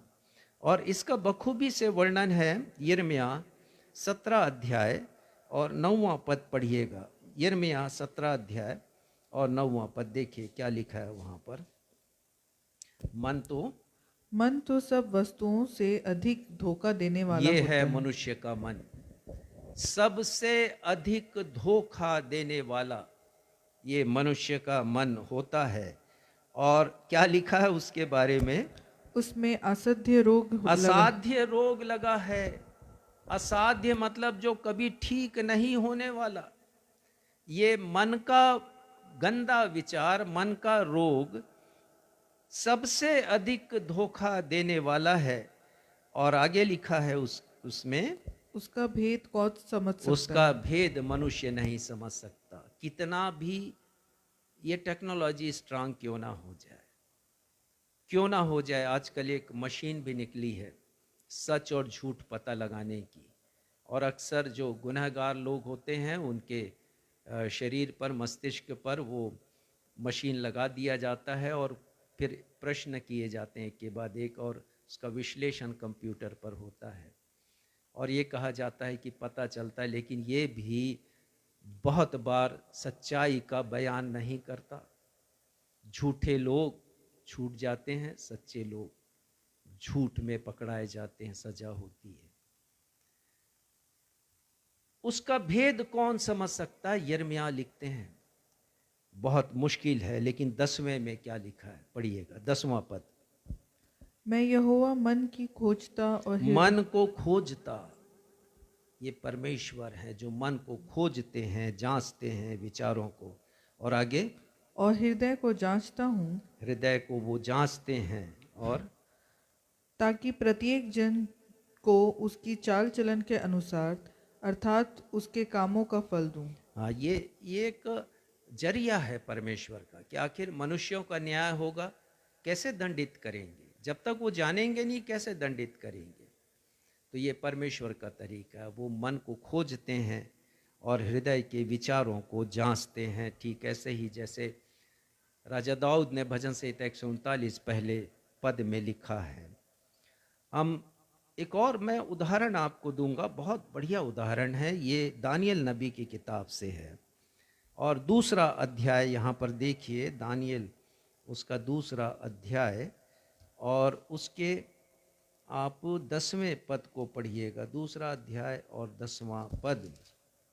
कसदियों ने राजा से कहा, पृथ्वी भर में ऐसा कोई मनुष्य नहीं जो राजा के मन की बात बता सके, और ना कोई ऐसा राजा या प्रधान या हाकिम कभी हुआ है जिसने किसी ज्योतिषी या देखिए, मैं आपको बताना चाहता हूँ यहाँ पर ये कब की घटना है। राजा का नाम नबूकदनेस्सर, बेबीलोन का सम्राट है, बहुत उसका बड़ा क्षेत्र था उस जमाने में। बेबीलोन की एक सभ्यता भी इतिहास की किताब में पाई जाती है, और ये सत्य घटना है कि नबूकदनेस्सर ने एक स्वप्न देखा है, और उन्होंने अपने हर एक तांत्रिकों को, ज्योतिषियों को, राज्य के हर एक विद्वानों को आमंत्रित किया है और उनके सामने चैलेंज रखा है। चैलेंज ये है कि तुम मेरा स्वप्न बतलाओ पहले, और उसके बाद उसका अर्थ बतलाओ।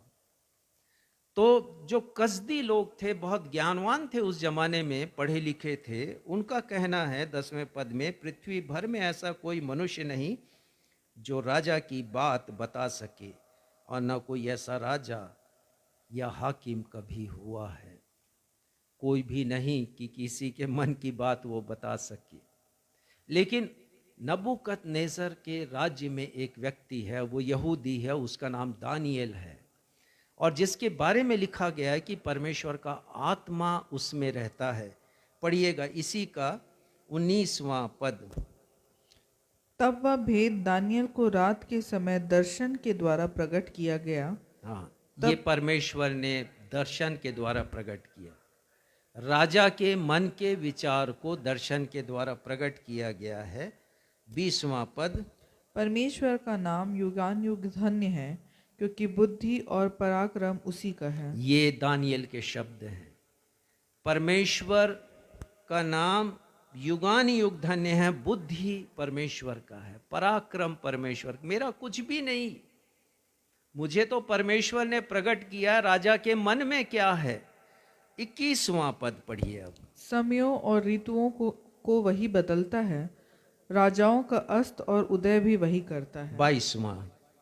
वही गुड़ और गुप्त बातों को प्रकट करता है। वही है परमेश्वर जो धन्य परमेश्वर है, दानियल का परमेश्वर है, मेरा और आपका परमेश्वर है। वही गूढ़ और गुप्त बातों को प्रकट करता है। ये क्षमता केवल परमेश्वर के पास है, जो मन को जांचते हैं, मन के विचारों को जानते हैं। ये बाइबल का परमेश्वर है, और उन्होंने गूढ़ बातों को प्रकट किया है दानियल के ऊपर, और दानियल पहुंचा है नबूकदनेस्सर के सामने, और उसने ना सिर्फ स्वप्न बतलाया, लेकिन स्वप्न का परिणाम भी बता दिया, फल भी बता दिया। ये परमेश्वर पराक्रमी परमेश्वर है। और ये परमेश्वर का वचन भी उतना ही पराक्रमी है। पढ़िएगा, आज हमने पढ़ा इब्रानी 4 और उसका 12वां पद, इब्रानी 4 और उसका 12वां पद, और मैं समझता हूँ ये हमें याद होना चाहिए। ये पद लिखा है, क्योंकि परमेश्वर का वचन जीवित और प्रबल और हरेक दोधारी तलवार से भी बहुत अधिक चोखा है। आगे पढ़िए। और प्राण और आत्मा को और गांठ गांठ और गुदे गुदे को अलग करके आर पार छेदता है और मन की भावनाओं और विचारों को जांचता है। कौन जांचता है? मन की भावनाओं और विचारों को। ये वचन जो स्वयं परमेश्वर है, ये जीवित वचन। आदि में वचन था, वचन परमेश्वर के साथ था और वचन परमेश्वर था। ये जीवित वचन है, ये हमारे हृदय के विचारों को जानता है। लिखा यहाँ पर मन की भावनाओं और विचारों को जानता है।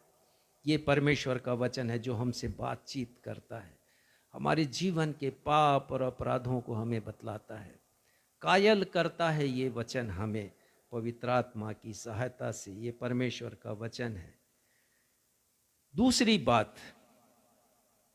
ये पहली बात तो हमने देखा कि सब कुछ का जानने वाला परमेश्वर बहुत बुद्धिमान है, ज्ञानवान है। दूसरी बात, सब कुछ का जानने वाला परमेश्वर पिता का दूसरा गुण है, बाइबल का परमेश्वर सर्व उपस्थित है।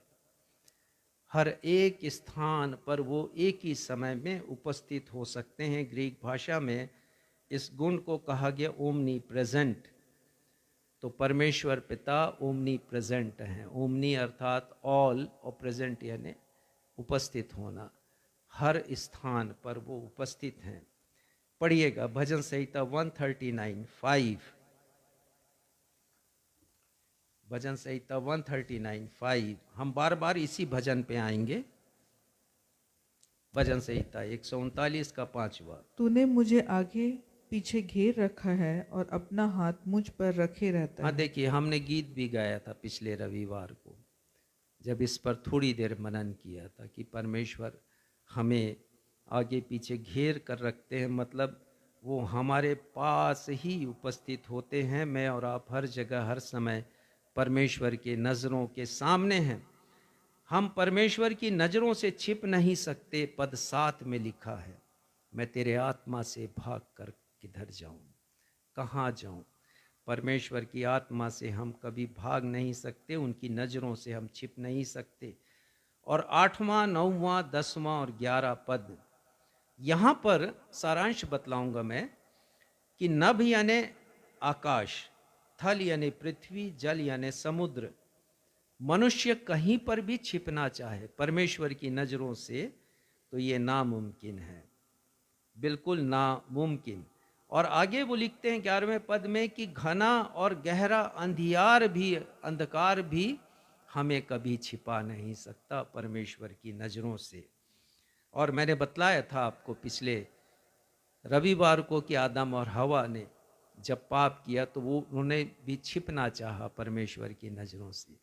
ये पाप हमारी ज़िंदगी में आता है तो हमें छिपाना चाहता है, और इसलिए मनुष्य झूठ के ऊपर झूठ कहता है, अपने आप को वो छिपाना चाहता है। आदम हवा ने भी यही कहा, अपने दोष को नहीं माना। वो तो हमने देखा था। लेकिन आज मैं दाऊद के बारे में आपको बतलाऊंगा कि दाऊद एक सामर्थी शक्तिशाली राजा है, और उसका दिल आ गया एक सैनिक की पत्नी के ऊपर, और सैनिक का नाम हित्ती ऊरिया है और उसकी पत्नी का नाम बतशेबा है। और हित्ती ऊरिया राजा दाऊद की सेना का सैनिक है, वो युद्ध के मोर्चे पर है। और राजा दाऊद ने क्या किया है, बतशेबा को उन्होंने देख लिया, नहाते हुए देख लिया। बहुत खूबसूरत वो महिला थी, उसका दिल उसके ऊपर आ गया और उसने वही किया जो बहुत से मनुष्य करते हैं। गलत काम उसने किया। परमेश्वर का चुना हुआ व्यक्ति एक साधारण मनुष्य बन गया। और वो राजा था, उसने सोचा कि वो अपने इस पाप को छिपा लेगा। तो उसका सेनापति है योआब, उसके हाथ से खबर भेजा, हित्ती उरिया को बुला लिया उसने मोर्चे से। और एक बहुत लंबी घटना का वर्णन है जिस पर मैं अभी नहीं जाऊंगा, बहुत अच्छा आप पढ़िएगा। दूसरा शामूएल उसका 11वां अध्याय, बहुत पढ़ने लायक ये अध्याय है। तो उसने बुला लिया हित्ती उरिया को, और देखिए हित्ती उरिया के हाथ में उसने एक सील बंद लिफाफा चिट्ठी भेज दिया है योआब के नाम, सेनापति के नाम, और उससे कहा है कि तू हित्ती उरिया को युद्ध के मोर्चे पर फ्रंट लाइन में रखना, जहां घनघोर युद्ध हो, ताकि तीर उसे लगे और वो मर जाए। मैं उसको जिंदा नहीं देखना चाहता। योआब, उसकी विश्वसनीयता देखिए हित्ती की, वो इतना विश्वसनीय कि उसने उस पत्र को खोलकर पढ़ा भी नहीं। वो इतना निष्ठावान योद्धा था दाऊद का। और दाऊद ने एक तो पहले गलत काम किया, उसे छिपाना चाहा, उसकी पत्नी से उसने विवाह करना चाहा और मारकर रोड़ा। ये हित्ती था, उसे अलग करना चाहा। अपनी शक्ति का उसने दुरुपयोग किया, और योआब ने यही किया, राजा की आज्ञा का पालन किया। फ्रंट लाइन में रखा, तीर उसे लगा है, दुश्मन का तीर, वो मर गया। और योआब ने खबर भेजी है दाऊद को, और दाऊद ने बतशेबा से विवाह कर लिया। दाऊद सोचता था किसी को पता नहीं, पता है तो केवल योआब को पता है और किसी भी नहीं मालूम। और योआब उसका विश्वस्त सेनापति है, वो किसी को बतलाएगा नहीं। लेकिन परमेश्वर की नजरों से छिप नहीं सका दाऊद। परमेश्वर ने एक नबी को भेजा है जिसका नाम नातान है, और वो राजा के महल में पहुंचा है, और दाऊद से वो एक दृष्टांत कहते हैं। बहुत शानदार वर्णन है, आप 12वां अध्याय पढ़िएगा। और वो कहते हैं, नातान नबी एक मनुष्य है जिसके पास 100 भेड़ बकरियां हैं, लेकिन उसके घर के सामने एक मजदूर है, गरीब कृषक है, उसके पास एक ही बकरी है, से वो बड़े दुलार से रखता था, प्यार करता था, उसको अपने पास सुला भी लेता था। तो उसके यहाँ एक मेहमान आया उस धनवान व्यक्ति के घर में जिसके पास 100 भेड़ बकरी है, और उसने उसके अवभगत में कहा, उस गरीब किसान की जो बकरी उसको लेके आओ कि मैं उसका बलिदान करूं और उसे खिलाऊं अपने मित्र को उसका भोज। राजा दाऊद ने जब इस दृष्टांत को सुना नातान नबी के मुंह से, तो वो विचलित हो गए। और वो कहते हैं, बताइए मेरे को वो मनुष्य कौन है, मैं उसे दंडित करूंगा। और नातान कहने में नहीं चूकते कि वो मनुष्य तू ही है। आजकल बहुत से प्रॉफिट खड़े हो गए हैं। ये प्रॉफिट लोगों को खुश करने वाली बातें कहते हैं। मैंने किसी प्रॉफिट को नहीं देखा जो किसी की जिंदगी के भीतर घुस जाए प्रोफेसी में और उसके पापों को बतला दे। ये झूठे भविष्यवक्ता हैं, झूठे प्रेरित हैं, झूठे शिक्षक हैं। आज जो खड़े हुए हैं, मैं हमेशा इनकी आलोचना करता हूं क्योंकि वचन में इनके विरोध में लिखा है। ये लोगों को खुश करते हैं, बड़ी भीड़ जुटा लेते हैं अपने लिए। ये है प्रॉफिट नातान।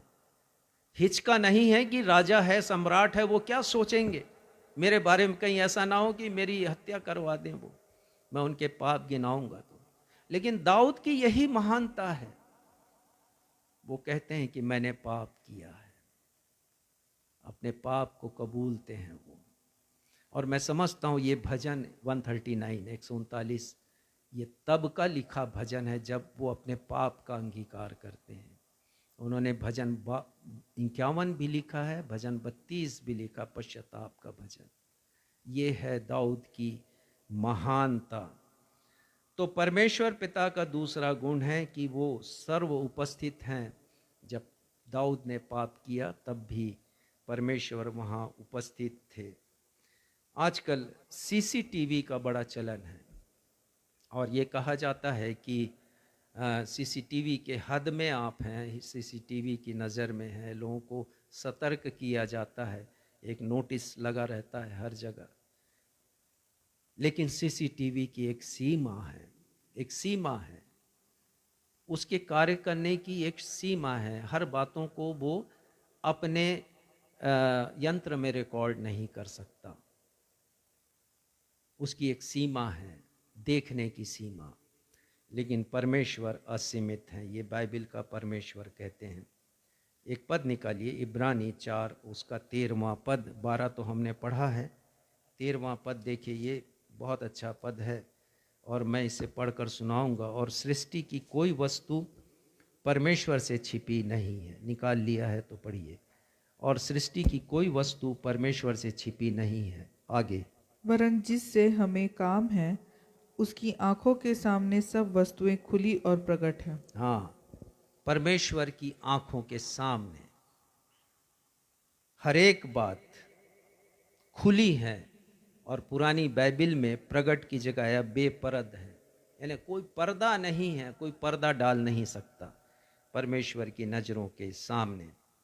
तीसरा गुण मैं बताऊंगा और आज के संदेश को मैं यहाँ समाप्त करूंगा। और भी आगे बताना था, परंतु आने वाले रविवार को जो इसका शेष भाग है उसके ऊपर हम चर्चा करेंगे। तीसरी बात, परमेश्वर सब कुछ जानते हैं।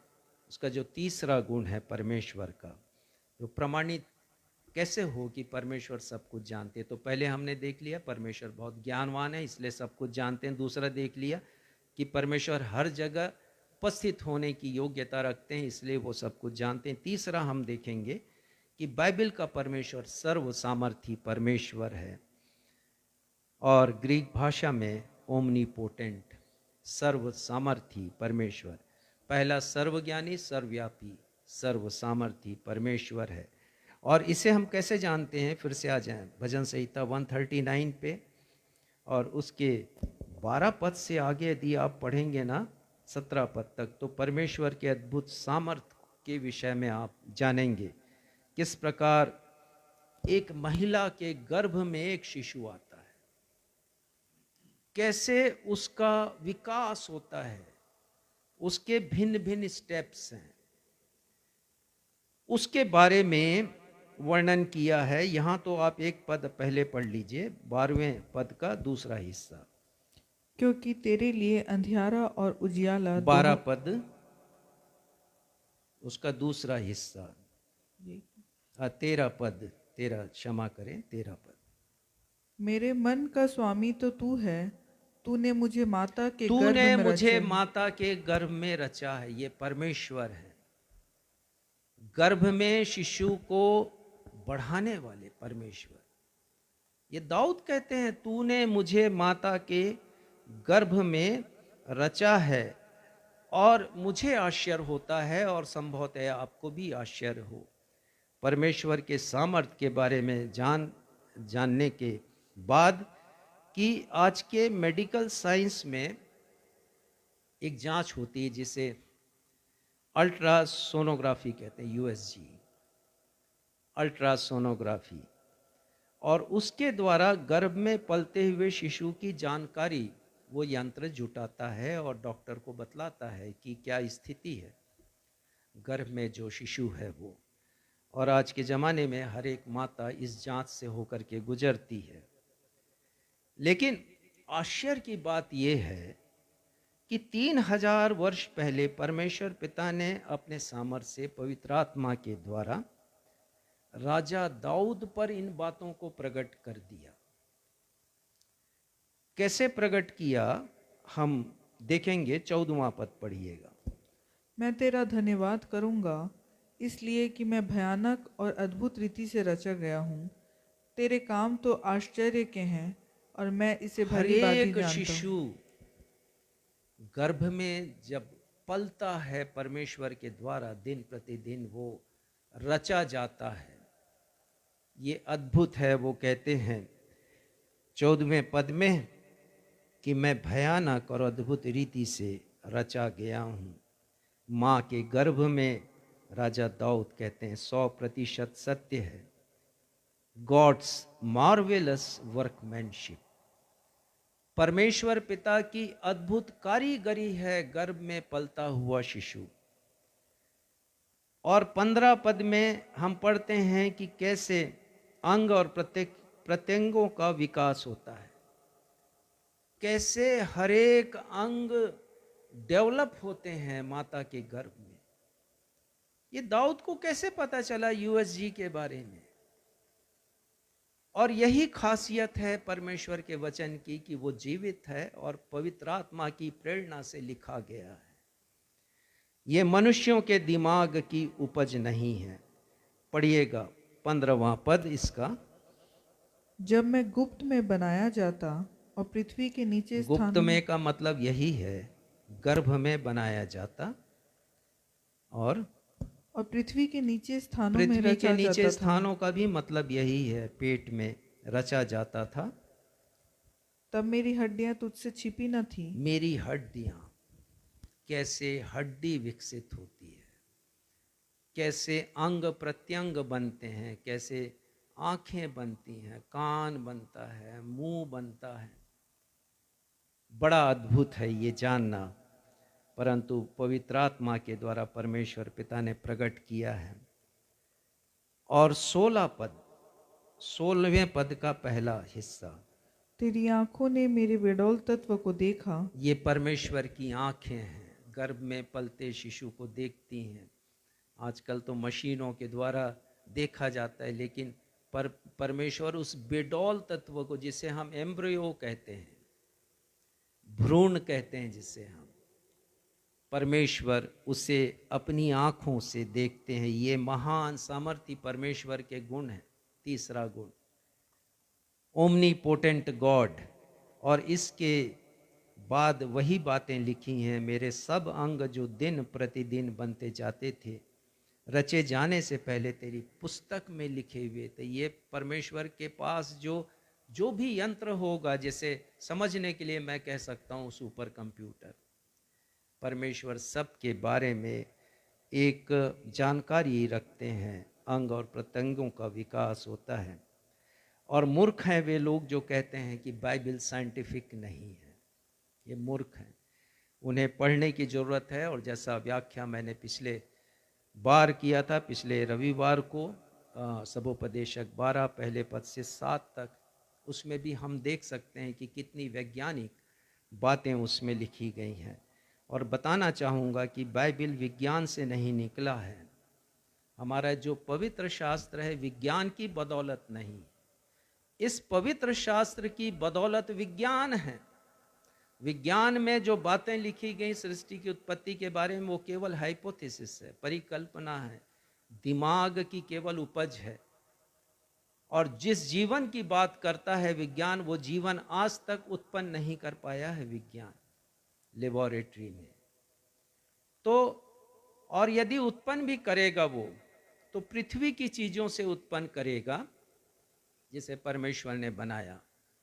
और एक बार मैंने पढ़ा, एक दृष्टांत आपको बतलाऊंगा। वैज्ञानिक ने कहा परमेश्वर से, परमेश्वर अब हमें आपकी ज़रूरत नहीं है। परमेश्वर ने कहा क्यों?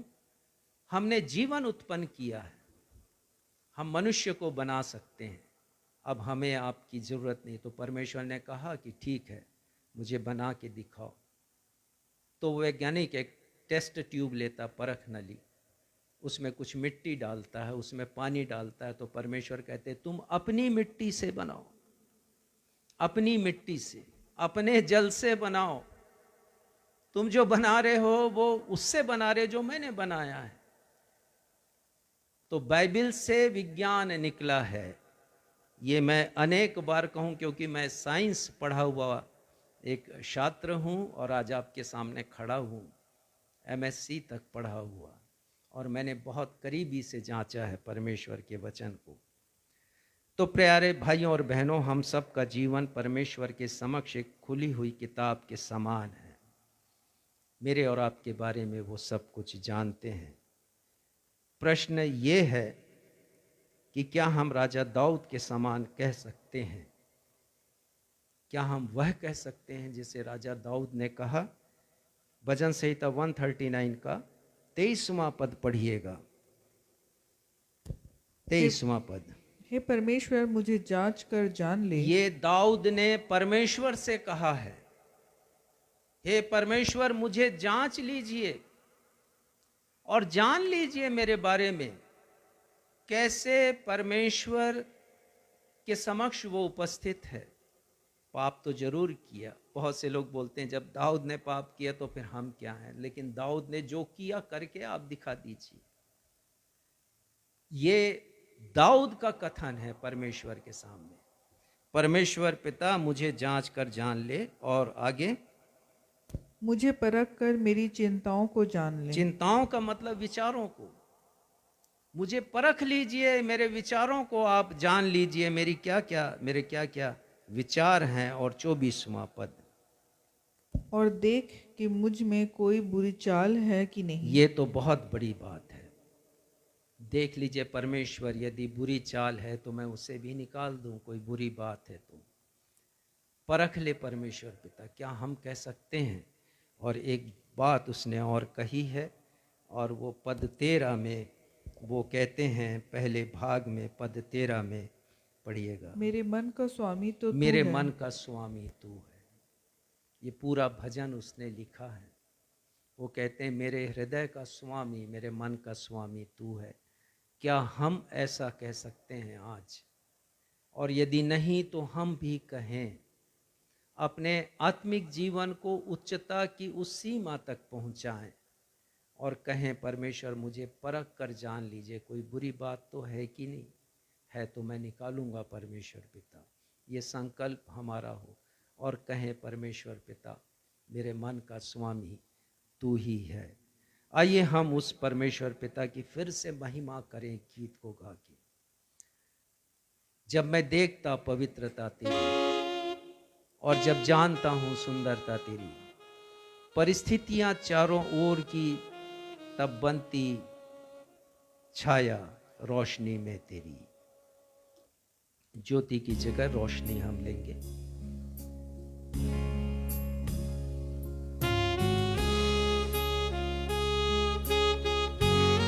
हम अपने आप को परमेश्वर की हुजूरी में समझें, उनकी नजरों के सामने, और इस गीत में हम खो जाएं।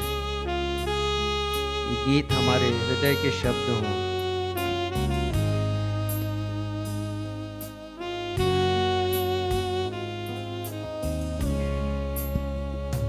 जब मैं देखता पवित्रता तेरी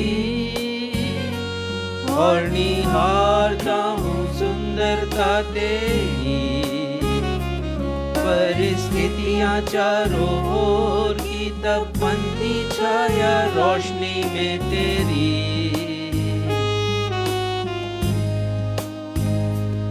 आता जब आनंद तेरी करीबी का,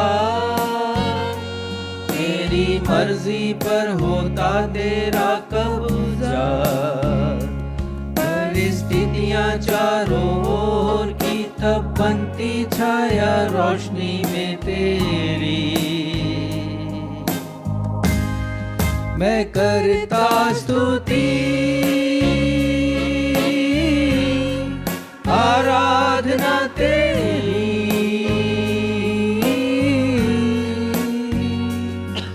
है मेरे जीने का मकसद यही। मैं करता स्तुति आराधना तेरी,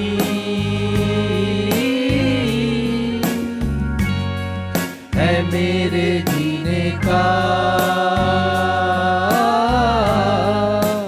मकसद यही, है मेरे जीने का मकसद यही। जी हाँ प्यारे भाइयों और बहनों, हमारे जीवन का ये मकसद बन जाए कि हम उस परमेश्वर के सामने, जो कि सर्वशक्तिमान, सर्वव्यापी, सर्वज्ञानी पिता परमेश्वर हैं, हम कहें कि आप हमारे जीवन के स्वामी हैं। आपकी पवित्रता के सामने हम ठहर नहीं पाएंगे, इसलिए जो भी कमी है हमारे जीवन में उसे निकाल दीजिए। आइए हम सब प्रार्थना में जाएं। हे प्रियो, अब मैं आप सबों को परमेश्वर पिता के सुरक्षामयी हाथों में अनुग्रह के इन वचनों के साथ सौंप देता हूँ। ये वचन आपके आत्मिक जीवन की उन्नति कर परमेश्वर पिता के चुने हुए लोगों के साथ उत्तराधिकार पाने में आपको सहभागी बना सकता है। अब हमारे द्वैत पिता परमेश्वर का प्रेम, हमारे उद्धारकर्ता प्रभु यीशु मसीह का अनुग्रह और शांतिदायक पवित्र आत्मा की सहभागिता हम में से प्रत्येक के साथ अब से लेकर हमारे उद्धारकर्ता प्रभु यीशु मसीह के दूसरे आगमन तक हमेशा होती रहे। हम सब कहें आमीन। आमीन।